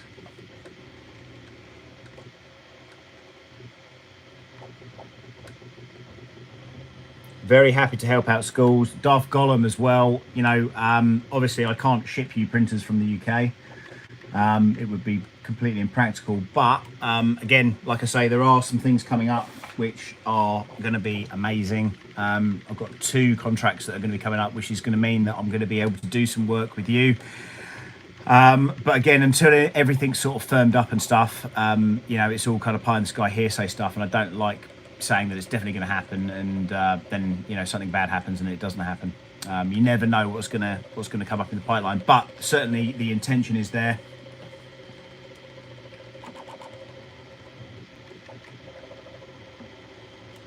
Lee Smith's Workshop. Hi, what's happening with the Acre Make multicolour? I bet they're not happy with it. You mean the V6? The V6 I saw at Formnext. They had 2 there, and 2 resellers, 2 different resellers had them. One was in pieces, the other one was working, and I did a little bit of work with Acre Make. They paid me an alarming amount of money for 60 seconds advertising their M5 and M5C on a short, and I don't even know if they used it, to be honest with you, but they still paid me for it, so it's all good. So that's as much as I know about that at the minute. But you know, I don't know if you were in chat previously when I've been talking about this topic, but there's a really weird connection with Acre Make and Bambu Lab. And if you look at, I'll give you an example, right? So let's go to Bambu Lab, Bambu Handy, right? And you sort of start seeing how things are laid out here, you know, carousels, that kind of thing, yada, yada, yada. So let's say that you go to Acre Make, and let's go, oh, the cat's out of the bag there. Let's go to here. Things just seem to be very kind of samey, and I don't mean that in a, you know, everybody kind of looks a bit the same. If we go to Creality Cloud again, let's have a look at the exploring. Everything is kind of very, very samey, and it's almost like, well, this way works, so let's just print this thing and let's just do it this way. And when I did a little bit of work with Bambu Lab, and they asked my opinion on things, and I said, just be less Creality and be a bit more Bambu. But going back to my point, Acre Make and Bambu, the connection is they were both funded by the same investment company. So they've got shareholders that will be on Bambu and on Acre Make. Then I then started to see their UPS system, which I know is not Acre Make, but it could very well be a sub-brand. So there are some. Acre Make are a weird company to get into for printers, in my opinion. Yeah, it is. I agree. I mean, I've got their like power banks and a load of equipment here that I use are Anchor products, and I found it very, very weird. I don't know if the V6 is going to happen, if I'm honest. I'm a beta tester for it, and I don't necessarily think that that's gonna see the market. Regardless, I think it's too late. It's a bit like the J1 by Snapmaker. If they'd released that when they should have released it, before it became Snapmaker again, if they'd released it as that J1 printer, I think that probably would have given Bambu a run for its money at the time. And then, you know, people just missed the mark. Chargers and cables, yeah, exactly right. Yeah, so I've got USB-C adapters and things like that, and chargers and various other bits and pieces. Stuff that doesn't tend to leak information anywhere. 70%, 27 minutes to go. Merry Christmas to you and your family, Sam. Oh, thanks, man. Talk probably soon. Yes, let's. I will do that. Thank you, dude. Appreciate that. Good to see you, mate. And I'll catch up with you very soon, no doubt. Lee Smith's Workshop. Thanks. Yeah. Well, like I say, it's a weird. A lot of these companies have. I believe there have been some employees that, you know, The 3D printing market in Shenzhen is really incestuous, like incredibly incestuous. And you'll find that somebody that works for one company goes to another one. Soval were always doing it. Soval to Creality, Creality to Soval. And then, of course, we've got GTech to Anycubic, Anycubics to Creality. And there's a ton of people. Dora from, who we knew from the flipping printer, whatever that thing was called, that went completely AWOL. As soon as she left and went to Bambu, that was the end of that. Again, Dora's a great person. There's some really good people out there. But really, Spring from Anycubic, for example. Focus, that's it. Yes, Focus. Thank you for that. A1, looking like it's doing a good job. One arriving in a few days. Any tips? No tips at all. Just build the thing and let it go. There's a couple of upgrades that it's doing, that it's done, firmware upgrades, that is. But other than that, I would certainly suggest putting on the spool holder on top. I know a lot of people that have perhaps been in 3D printing for a while now will probably... The way we always used to say is, the thing is, there used to be rules, right? It used to be things like, well, you don't want a Core XY because they don't do circles properly. And then you'd say, oh, well, you don't want a Delta printer because they're overcomplicated. And then you'd then go, just stick with a bed slinger because it's always a good, easy workhorse. You know how to use these things, and it's only a couple of belts, and it's very easy to configure, and blah, blah, blah, blah, blah. Now you have all these other bells and whistles and stuff. So in regards to what people used to say is, again, don't put too much weight above the gantry, because as this moves, as you've got movement on the bed here, causing inertia, causing a lot of other elements here that's going to basically be tipping this backwards and forwards. You've got probably, at the heaviest point, probably 5 kilos set above that. So that wiggling about is probably not too good. But the way that this works is, this is a solid structure, and then the bed basically goes in and drops into place. So really, the bed moving backwards and forwards, although it is connected, it's still got a good ground plate on it, and everything touches the base. So as long as you've got a good base platform, you shouldn't get horrific movement going back and forth. And if you do, then obviously that's going to transition into your prints. Little rant there. Hope you enjoyed that. Right, okay, what's this? How's the K1 now? I've got 4 K1s now. I've got 2 Maxes and I've got 2 K1s. They are A-OK now. They've sorted the issues out. But again, there's a lot of stuff that this does that doesn't do. So if you get a twisted spool, it will automatically tell you there's a twisted spool. They stop the print and you don't get a failed print. What happens with K1s at the minute is that if you get a spool jamming, that's it done for. You're not coming back from that. You'll get downstairs in the morning, or you go to open your printer up and you'll see that there's a fail.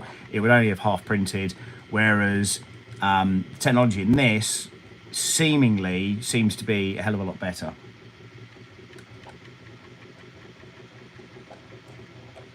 This is probably the most rigid 250mm. Yeah, I mean, tell you what, weird thing is the screws that you take out of the fixtured bed, and there's a couple of fixtures you need to take out here. Once you remove those, you can then use them in the spool holder above. So they've thought about it. They've gone, we're going to use this, we're going to make this, and the screws that we take out of the bed, we can reuse those in other things. You always get spares as well. So, and that was easy to build. Literally, you just screw straight in and it clips on. I don't know how to touch it again. So, I like the A1 Mini, and the same price. It's the closest competitor. Gives you more. The A1 is state of the art, but you're paying extra for it. Yeah, I guess so. But I mean, there's older printers, like, if you were to buy a Losbot today, you'll be paying like $2,500 for it, and that's 8-bit boards and old tech. So yeah.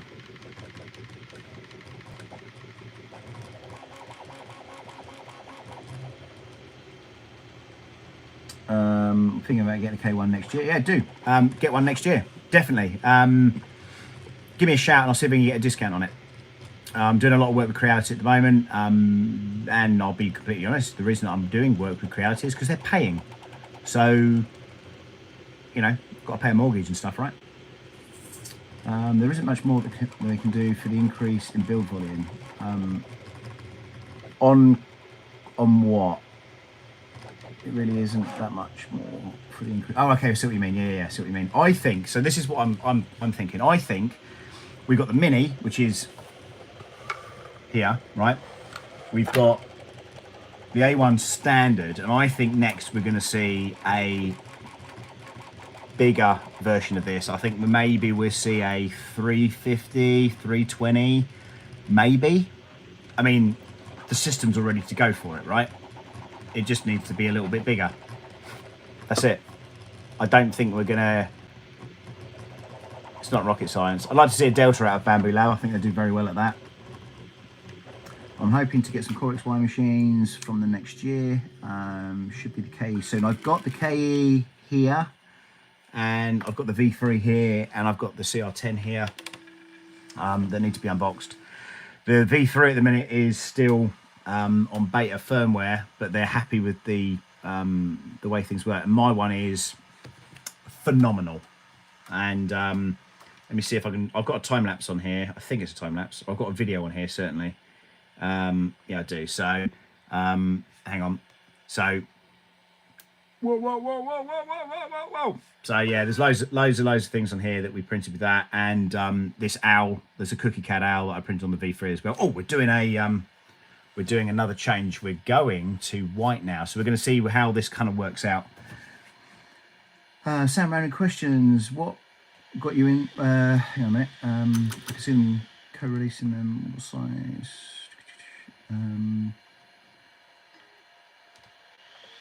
What you got the printers on? Oh, what's this base here? Right.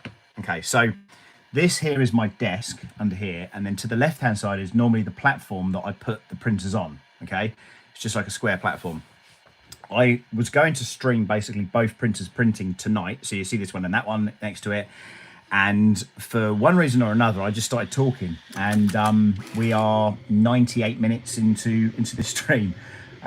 So this was just a platform that I was just knocked up just for this to do this thing, and obviously that hasn't happened. So yeah, it's not the best surface to put it on, but it seems it's flat, and underneath here it's got like a cushioning. This is actually out of my van. And I've got a combi van, so it goes from 9 seats down to 3 seats and a double bed in the back. It kind of works like that. CR10 is good. I have lots of complaints about the software. Also, it's not open source yet, so I can't even get the SSH. Yeah, you're right. And if you saw my CR10 video where we started basically arguing with the programmers, especially about stuff like input shaping, we had this kind of weird argument about how input shaping works, and really you should have 2 points. So when you do input shaping, you need something on the X and you need something on the Y. Typically, when you see like BQ, the BQ printers and stuff like that, Big Tree Tech stuff, you'd have something that you put on the side of it. Now, if you look on the back of your screen on the CR10, there's a port that you can plug into. So there should be another unit that you basically mount to the bed, and that then gives you the extra axis. Now, as far as I'm aware, they haven't released that, and they said to me, oh, we're just using an algorithm to kind of work it out. But for me, like, that was just shortcutting, so that wasn't a good thing for me. I have carpet remnants under my non-Bambu printers. Okay. I think it's a good thing. I need to do something in this room though, because like if I'm streaming, so my studio is probably 3 times the size of this room. All the printers are in there, and of course if I'm trying to record something and I've got prints going on, typically it's quite loud, and it can get quite hot in there. So it means that I can't record. So I think my method is going to be probably doing more live streams from here, but also having the printers, that I'm currently using or currently reviewing on a shelf, or a series of shelves for that reason.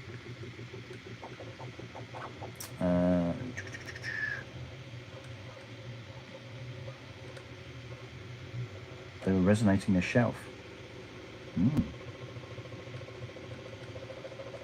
Don't know if you saw my Ender 3 video where it shows the stress test that the boxes go through, and they do a drop test, and they have a huge machine there that basically you mount the 3D printer into the middle of it, and it shakes the whole thing around, and it basically it gives a very harsh ride to it, probably the same as what DHL or UPS would probably give to the printer by the time it's been kicked down the road before being delivered to your home.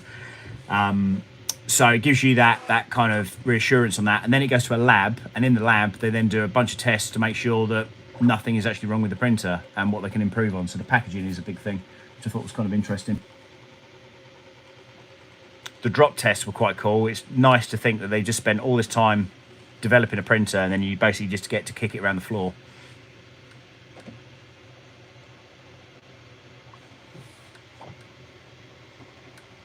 Okay, 79%, 19 minutes to go. We are now, I believe, into the white zone. Now, on my left-hand side here, we've got some poop. This is the processed poop.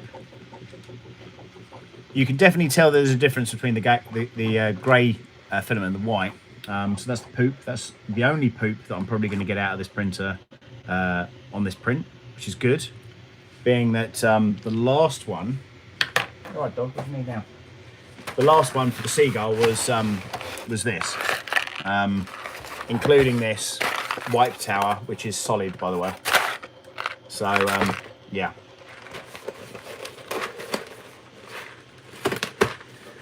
When's Bambu bringing out a bigger size than the P1P? Are they going to be focusing on the A1? I do not know. No one knows. Bambu probably don't even know. No, I'm sure they do. There will be something in the works already. Yeah, I agree. Like, I like it from that perspective with the purges, but I don't like that it flicks out the side. And as I said in my video, I'd like to see them possibly looking at developing a way to, you know, recycle the filament or do something with it that's kind of as a practical purpose. I don't know what.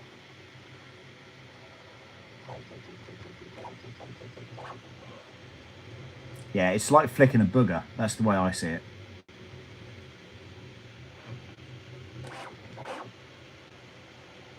So in regards to the bigger bed size, I don't know. I think this is a side hustle for them. I think the honest truth here is that they're going after market share. They're going after a cheap or cheaper solution than the Core XY is to market. There's a concept thing here, is what comes out next. And I like Bambu. I like them as a company. I like them as a business. I like dealing with them. This launch for this product was fraught, to say the least. There was a lot of misinformation. A lot of creators were, in a word, pissed off with how things went down, and that people seemingly thought that other creators were misinterpreting some of the creative use of how things were presented. But it is what it is. You know, you can't get stressed out about it. Do I have a link for the zebra? Yes, I do. I can get that up right now. Bear with me, I will post that. There we go.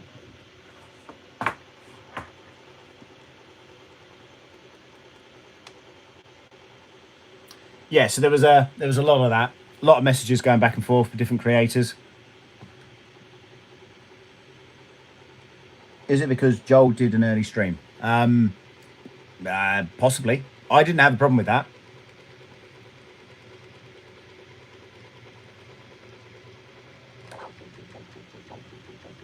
No worries. I mean, if you read what they said, it was about photos. First of all, it was photos of the box. Then that was a whole misrepresentation of what should have been. There were two boxes. No, exactly. That's the thing, isn't it? The information was leaked prior to that anyway. You know, if anyone had put out a video a day early, no one would have been surprised at what it was. You know, I think part of a launch, when you launch a product, I think it needs to have an air of illusion to it. What is it going to be? How? If you look at their marketing strategy, where they had like the Mini was basically inside the A1, and people were doing measurements to say, oh, it's going to be a 350, or it's going to be this, or it's going to be that. And again, that's when things start trending on, you know, Twitter, X, whatever you want to call it. People start getting interested in what the product's going to be about. And that's good, because as a creator, you want people to have the hype, and you want them to go, oh, right, that person's just put that video out, we're going to watch their video, and then potentially buy it. That's the allure of the whole thing.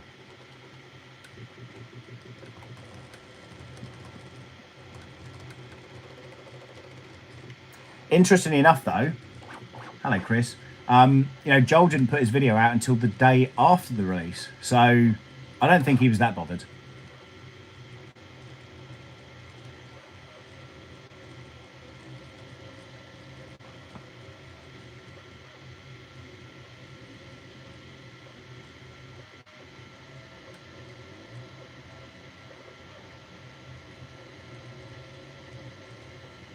So we're rolling on nicely. Ian has just posted a lovely tweet. Look at this. If you don't follow Ian, definitely do that now. Look at that. Wonderful. How many colours is that? 1, 2. It looks like it's more than 4.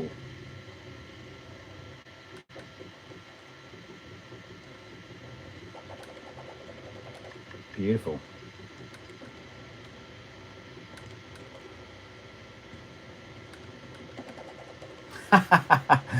So Zombie Hedgehog, I don't know if you've seen this tweet.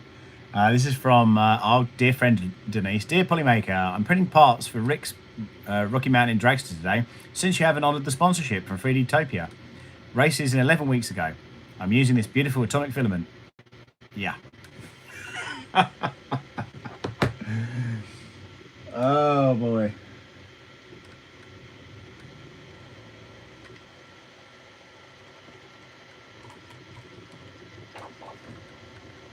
Rich has just ordered a personal license. Sorry, yeah, man, cool, good stuff, good stuff. I'll have a conversation with you guys about the commercial stuff and understanding a little bit more about what that is. But we'll do that offline at another time.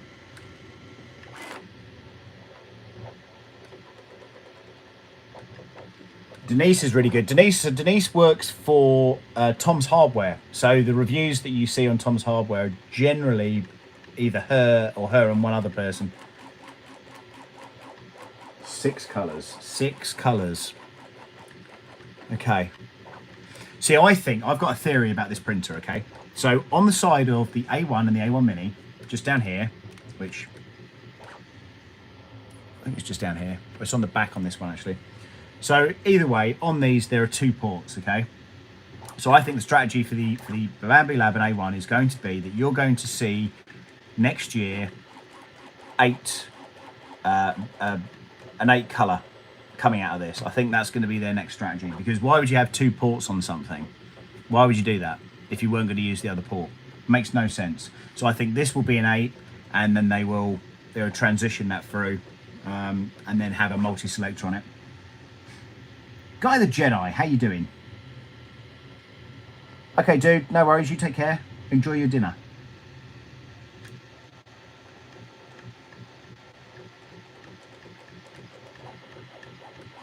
You prefer buttons?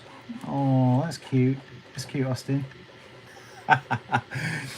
Yeah, I again, it's technology, isn't it? Right. So, you know, if you, I mean, yeah. I'd love to see 4 original AMS going, the 4-point to the tool head for 16 colours. What, on this or in just general? I like the one giant button. That would work great. Well, like the Anchor Make M5C. Oh my God, 39 people watching this. Why? 38 now. Okay. Hilarious.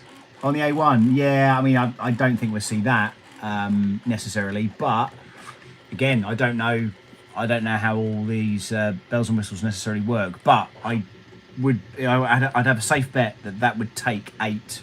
It might look a bit messy, but yeah, I think that's going to be a next strategy move there, and you'll get that on both of these. Or if you've bought the small one and you've got the medium one, then maybe you can double up them. I don't know. Uh-oh. Hey, there he is, Mr. Bill. We were talking about you earlier, actually, because we were talking about the chameleon. And we were talking about filament, and we were using some of the filament that you left me with. So thank you very much for that. Hey, Pez Liz. Hope you're enjoying your song still and you play it every day. That's because you're talking, Sam. You have 38 here. Look at that. Wow. Yeah, again, so 42 now. Okay, weird.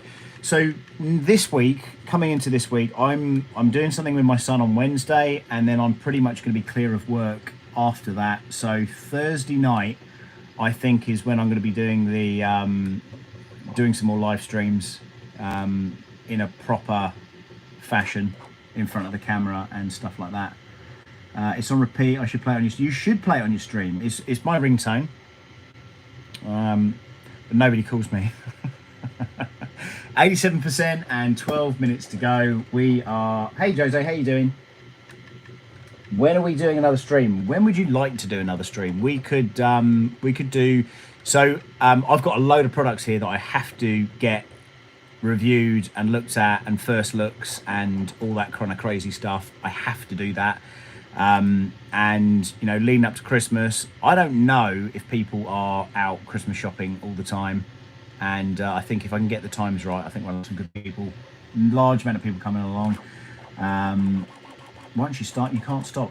You know what, this is the thing though, right? Because I sit and edit for like 3 days. So I film generally when I do a 3D printing review. So the A1 was about 2 weeks. Okay, I film loads of stuff, I play with loads of stuff, nearly got me then. And at the end of it all, of course, then I lock myself in a room for 2 or 3 days and I edit the whole thing. And we condense that down into about 10 minutes. I do the voiceovers and all the rest of it. So if you're doing something live, you can just say what you think, and you know, your thoughts are there. You're not having to sort of pre-prepare anything other than perhaps information about it. I'm doing a huge stream on Sunday, at least 6 hours. Well, maybe I'll come and watch you do that then. How's the experience with the A1? Had any problems with tool prints? I've had no problems with any prints. And we did have a problem with my broadband and my mesh network that I've got here in the house, and that had to be reset while I was printing Stephen the seagull. So this was a 16-hour print. Again, there's 4 colours in this. We've got the brown, we've got the yellow, we've got the white, and we've got on top, we've got the grey. So this was, I keep forgetting now, was it 600? 640 odd changes, which is a nightmare because it creates a lot of waste, and seagulls like waste. So that was the metaphor really in the whole thing. But yeah, it is nice. I mean, look at the. I mean, look, it is nice. It really is. Yeah, it is. So the photo that I've got online for this is basically the seagull in all the poop, and that's also on Make a World. I thought it was a good analogy. So there you go. Watch out for your chips, because he's coming for you. What's this? Bum, bum, bum, bum. A1 keeps putting out the best printers, and it keeps putting out the best prints. It's unbelievable. Bambu, I mean. Oh, sorry. Yeah, I see what you mean. I was super impressed with 4 to 5 colour prints. So am I. So am I. It's very clever. All of this stuff is very clever, and you learn something new every day. Interestingly enough, we had one of the guys on Jerry's stream last night, the Bugman thing that's in the background here that we printed a couple of days ago. I've nicknamed Matt German. He said, "Where's the STL file?" I sent him the STL file, and he laser etched that into a piece of steel, I think it was, and that was done in literally minutes, which was kind of crazy. What's the quality of the seagull close up? I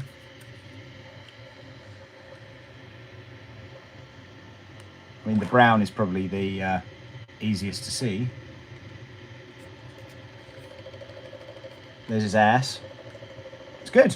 I like it.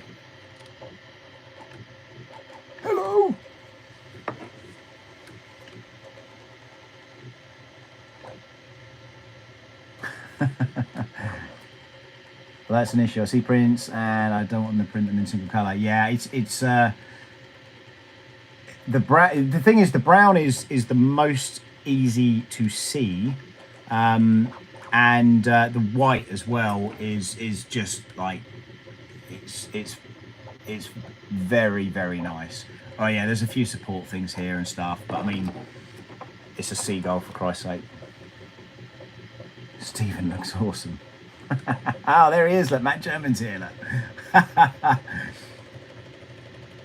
So HueForge are offering a code that will give you some unlocked features that is pinned to this. If you want to buy an A1, I do have an affiliate link. And we're at 90% with 8 minutes to go. And yeah, the print is available on MakerWorld. I've put a link in there already. I can do it again. I'm not going, don't worry. Let's paste that up. There it is. But yeah, overall, very impressed with this printer. And for people that think, oh, he's only pushing the affiliate link because he's making money on it. I'll be completely honest with you. I make a lot more money out of Creality printers. Probably to the tune of 4 to 5%, 4 to 5 times more. So I'd rather you buy K1. But I've got to be honest, Bambu Lab, we've got it going on. What's the cost of the A1? It's $559 in dollars with the AMS combo, and I think it's something like $309 just for the printer itself, which again will be a single color. But why would you want to buy that? The beauty, of course, is in the multicolor, and I imagine, you know, everything else that goes with it. If you don't make money, you can put my videos.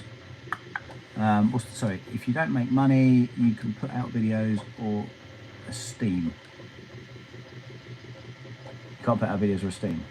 Oh, if you don't make, oh, sorry, yeah, okay. There you go. So I've just done a deal actually with PCBWay. So they are allowing me to do sponsored streams, and the streams that I've got coming up this week will be sponsored by PCBWay, and that's how I keep the lights on. Started with a standard Ender 3 and using K1 just blew my mind, inspiring how. Yeah, I mean, again, if you get a good one. Sam, you're going to trade my G-Tech for the A1. No, I'm not. You backed the wrong horse, mate. Just because you fancied Spring at G-Tech at that time, and you're like a rat up a drain pipe you were around her, sniffing. I know.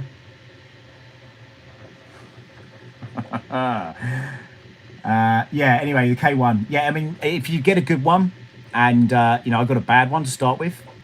Myself and Nathan Builds Robots got bad ones. Or I think he got a bad one. I got a bad one, he got an okay one. And lots of issues with them. But it's led into loads of other things, including me going out to China to visit Creality, which was just insane. And, yeah. No worries, Zombie. In my opinion, standalone A1 is still a very good deal. Yeah, it really is. It really is. And again, it's bigger than an Ender. It's faster than an Ender. It's more intelligent than an Ender. And certainly for things like nozzle swaps. Okay, so this is an A1 nozzle. Okay, these things are super easy to change. So all you do is you whip this front panel off, and there's a magnet basically just here. And all you do is you just pull the other one out, snap the new one in, and it's got like a clasp that goes around here. Clip the clasp, you can do it in 30 seconds. And they do a 0.6, a 0.8, a 0.2. Again, depending on what you're printing, it's already there for you. When are you going to do a giant Stephen print? Oh my God. The thing is, it's just like I could maybe slice it up and do a massive wing or something on him. I don't know. So I've got a brother called Jason. He's a little bit older than me by about 12 years. Anyway, I always made up a rumor. He never ate desserts when he has Christmas dinner or anything. He never has a dessert. And I made up a rumor that when he was a child, that a seagull came down and stole his ice cream. And he vowed at that point that he would never have another dessert after that moment. And he never really kind of he goes, I don't remember this, because it never happened, because I made it up completely. But it's a story. It's almost like a folklore thing on Christmas Day when I start talking about why he won't eat his dessert. So I might give him Stephen and say, oh, I got this because of the dessert that was stolen. So it has multiple reasons for printing this. William, I feel bad for you.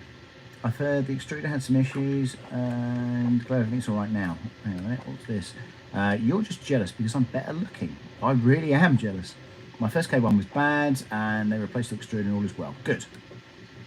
I like the FlashForge. I haven't had the FlashForge M5 and I haven't reviewed that. I don't know them. I'm not really that interested either, but whatever. It's also got a printer, especially with the P1P compared to okay, 399. Okay, good.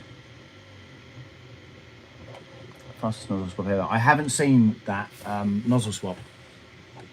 So the Revo, I don't know if you saw Big Tree Tech's done a Panda, the Revo Panda, and that is just unscrew the nozzle, screw it back in again. Haven't seen anything. I don't tend to watch videos of, so what will normally happen is I'll do a video for something like this, then I'll watch, after it's released, I'll then watch other people's videos, because otherwise my opinion could get tainted, or I might start saying things that they're saying, and that's no good. So trying to keep a level of uniqueness. Now, interestingly enough, the printer here is grey and this is white, and you can see how that's transitioning more and more, and it's just like it's really interesting. It's cool.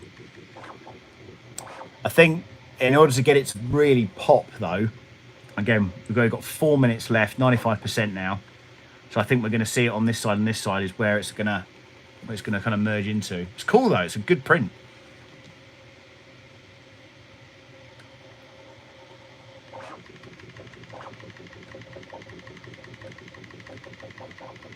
We've got some shaking going on. Yeah, so this table, incidentally, here is one of those tables that goes up and down. So I've had to get it to the right height to kind of make this thing work.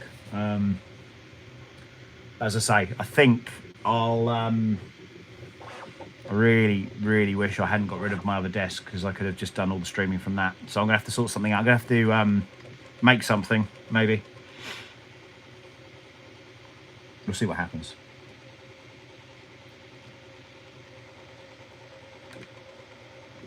Making supper, pea soup. Sounds dreadful, not gonna lie.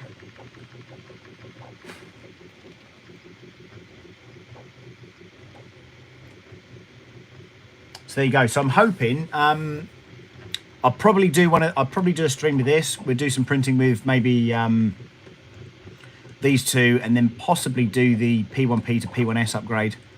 I'm desperate to get my Prusa Mark IV out of the box. I really want to get that out of the box. Legitimately, I am quite excited about it. I had two Prusa Mark IIIs a couple of years ago, and they were brilliant. They just printed anything I threw at it, always printed. And they were in a garage which was damp and awful and not great conditions. And many of the tracks that I printed off for the Def Racers came on. They were all printed on the Prusa printers. So I'm really interested to see what they're going to do now and what they have done with the Mark IV, and then possibly how it compares to this printer. What I'm impressed with the Day 1 series of the nozzle pressure sensor. I've never seen anything like that before. Well, the good news is that it works. I have seen that. We had that on the CR. No, we had it on the Cobra, which was done on a board sensor, and that always went wrong because it bent. But the fact that this one works is really good. You've got loads of Mark IVs, have you? Living the life of luxury, leftover baguette and pea soup from the freezer. What is going on, Liz? What's happening? I had a good conversation with Justin from Rocky Mountain tonight, and we can now start talking about Def Racers and Dragsters being at Rocky Mountain, and wouldn't mind upgrade. Yeah, well, you think the weird thing about that is I don't have any clout inside of Prusa. None. None. They think I'm a spy. They think I'm a Chinese spy. And I'm not a Chinese spy. And that's what a Chinese spy would say. Yeah, again, like I say, I've not had too much visibility to that printer.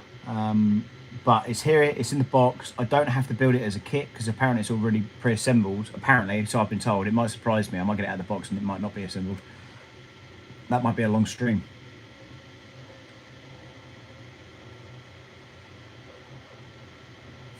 Where are we at? 97% and 1 minute to go.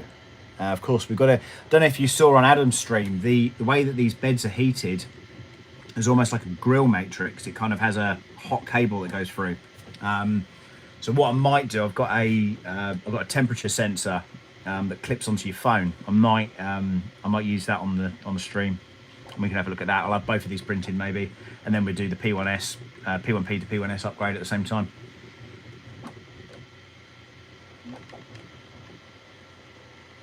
Seems like the new nozzle hot end assembly has some really small up and down. Yeah, possibly. Matt German's getting some love. Matt German's in the background of this of the hot end as well. Mr. Googly Eyes. While we've got 2% on this, I will pull that one out. Oh, there you go. There's my Comgrow filament. So they sent me 9 kilos of filament, but no printer. Apparently got lost in the post. So this is the Bugman. Again, this is a 4-color. So you start with your blacks, then you go with your greens, then you've got your yellows, and then finally you've got your whites. So I'm just thinking, like, you know, how cool would that be if you were able to make that into like a birthday card or a Christmas card for Bugs or for anybody? Doesn't have to be Bugs. It could be any picture on there, couldn't it? But yeah, I think it's cool. I think it's a, look at that. Beautiful. Beautiful. Oh, you know what? I have got some glow. You know what? I should reprint this overnight and do it in glow filament. Where is it? Let me find it.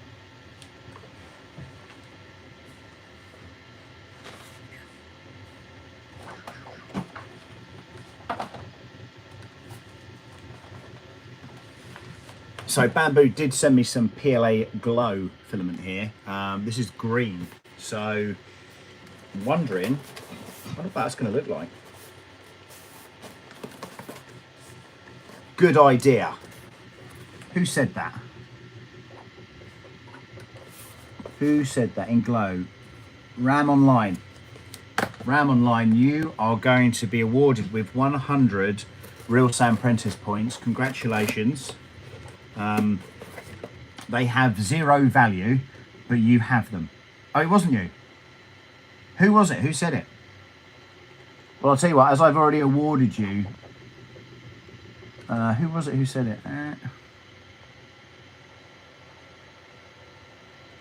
Okay, well, I'm going to give you 100 Sam Prentice points, Real Sam Prentice points. In any case, oh my God, look at that sickening green. Love that. Okay, so that's what we're going to do. So, good news. That print is now finished. So we're going to leave that to cool off just for a few moments. Yeah, that is, that's, I'm going to try this under the light, I think. Let's put it under the light here. Dun, dun, dun, dun. Bear with me for a moment. 100 Sam quid. Right. I've got too many lights on in here for it to fluoresce. I'm sure it's cool. I'm sure it's going to be awesome though. We'll give that a go later. I'll put that on. I'll put that on next maybe. Let's whip this off here.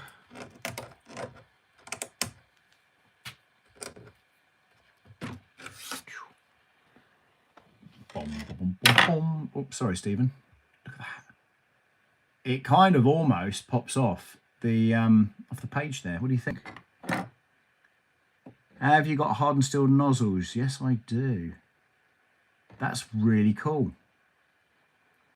Now I've got a good mind to print another one of these straight away because it's all ready to go. In fact, Shame. It's a shame that the it's a real shame that the glow isn't in a white, because that would have I think that glow in the dark would be amazing. Let me just pop it off the plate. There we go. How cool is that? Hey, that is that's amazing. That is amazing. Well, there you go, ladies and gentlemen. Another successful not Hue, but HueForge print on the A1, the bigger one. There you go. Let me know what you think about that. But as for Bugman, shall I do Bugman? What's this? Live a life where zebras can be glowing green. The Real Sun Apprentice. Yeah, but is that the right green to go for, though? I mean, it's quite chaotic, isn't it? What do you think? I don't know, man. The problem is, like, that green. So this is what I called obnoxious green. You've got a bit of yellow in there as well, right? So the green that's used is here, okay? And the green that I used for that was E-Sun green. Okay, so that's the difference. Well, actually, there's not too much difference, is there? Hang on. Picture of a banana cleaner.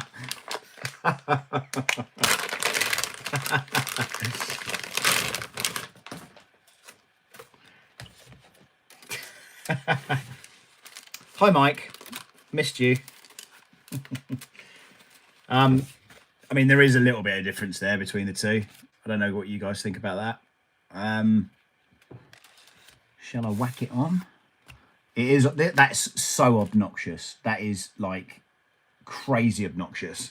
The only thing that's slightly more obnoxious is this polymaker. So that's the greens. That's the greens that we've got here. I've got another green as well. I've got a dark one. It's so green it hurts your eyes. It makes you throw up in your mouth. Yeah, that whole thing.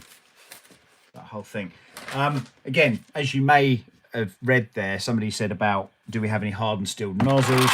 The reason for that will be because that's a 0.6. That's a 0.4.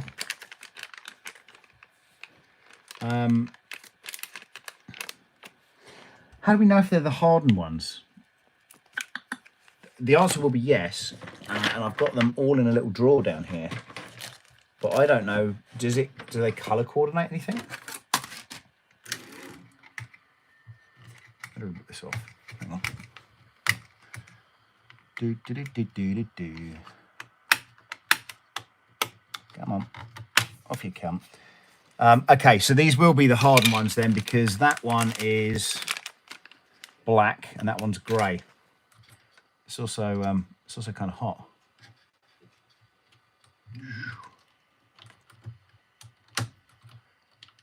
How can Sam burn himself in under 60 seconds? Here we go.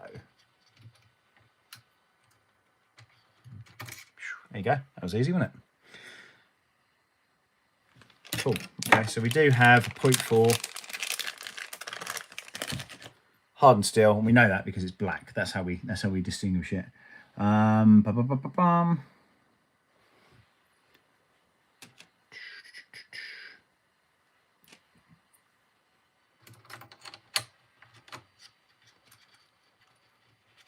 let's just put this back on.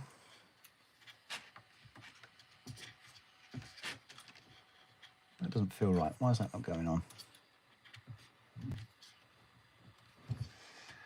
Can't see what I'm doing. The glow is falling off.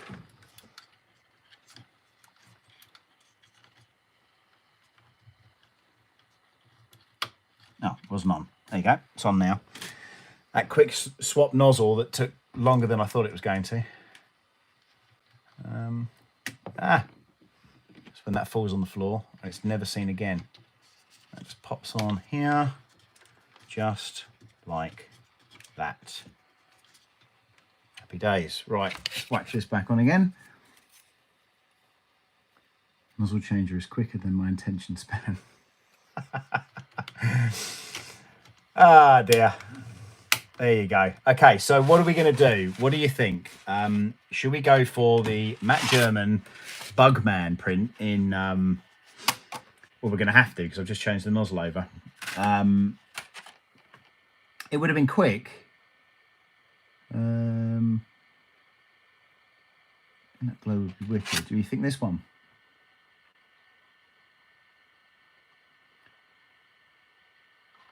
It was...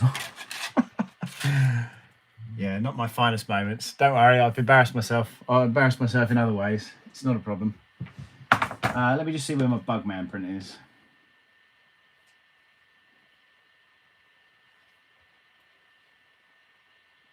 Open projects. See, if I had all this set up properly, you see, you'd be able to see. What about some sort of alien like pick? Yeah, we can look at that. I'll tell you what, Chris Perello has got a Baby Yoda, which, God, this is so professional. Let me just move this round. There's me on my camera there, look. Whee! Chris Perello has got this, but obviously it's not green. So you'd have to work out, it would probably be the white maybe. So if I change if I change the white to the green, and then the rest of the greys would just be normal.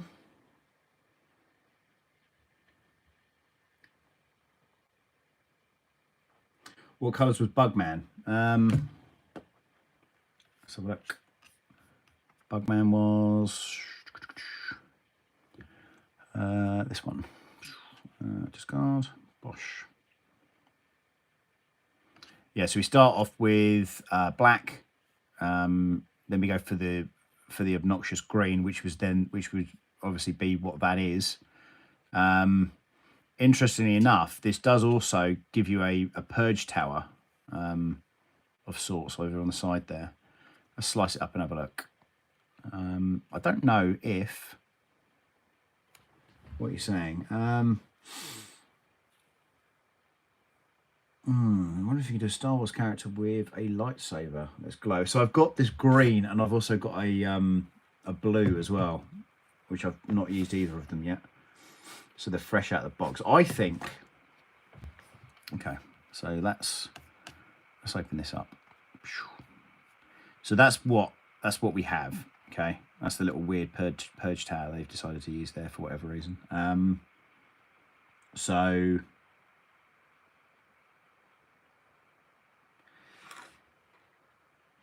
you should try one of my clocks. They will work best with the exact filaments. Let's try one of your clocks then.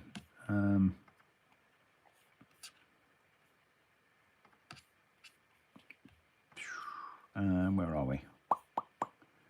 Here. Oh, that's lovely. Look at that. That's incredible. Right.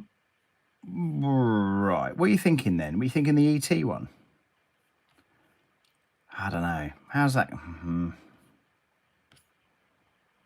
Okay, it's the moon. I see. How many? Isn't it like a billion different colours though? We've got 4 colours.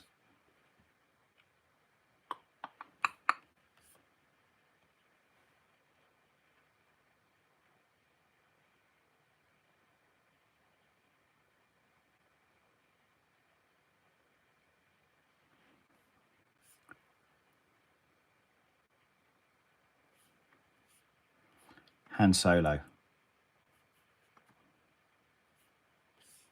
I mean, is it oh, blue tones? What's Han Solo blue tones? How many is this? 1, 2, 3, 4. So big Sam and Lee and a cup of tea. Good day, Sam.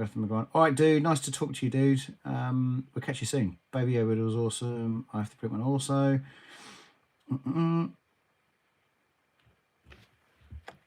Let's have a look at this one then and see how that comes out. especially as Ian's here. That's not unsave anything. Discard. Okay, that's what we got. So let's have a little slice and have a look. So what we could do for 2 is we could change that to just needs black, dark grey, light grey and white. Okay, hang on. The grey hand solo. So not this one. I mean, I've got some blue here. It might not be, and this is the problem, it might not be the blue that you're thinking we need. So let's have a look at the grey one then, which is here. Open. Discard.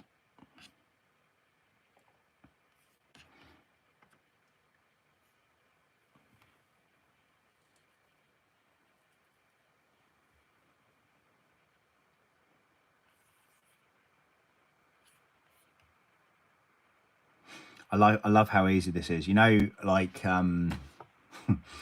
whenever I've downloaded anything online, I don't know, Colts or Prusa or wherever, you have to download the file and load the file, mess around, blah blah blah. The fact that it just is there is pretty cool. What would you think then, Ian? Do you think 4 for the white? Do you reckon I just do the white as green, or do I use one of the greys? Take care, Mike. Nice to see you, dude. Sam did some things in other colours, and it's not always bad. I'm just trying to see what the probability is of something not being. You know, I don't want to waste time and energy and stuff doing something that ends up being bad, especially as we've got the big man here himself.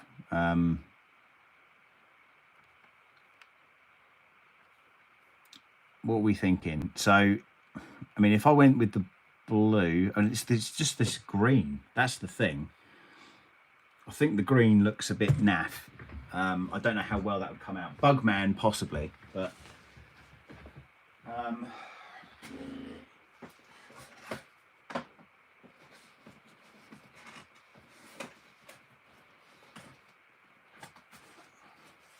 let me open up the other box. Are you trying out? I was going to try out the glow. Yeah, I was going to try out that green, but I've also got a blue as well here that they sent me. Let me undo that, and I'll show you guys that as well. So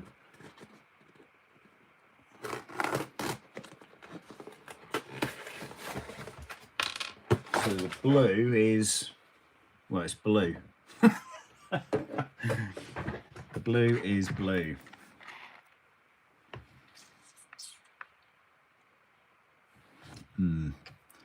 So I'm thinking maybe that third thing is, though, is it gonna, I don't know, because we've got white up here. Right. Okay. Food for thought. Try swapping out the light grey. Okay, so 3. All right.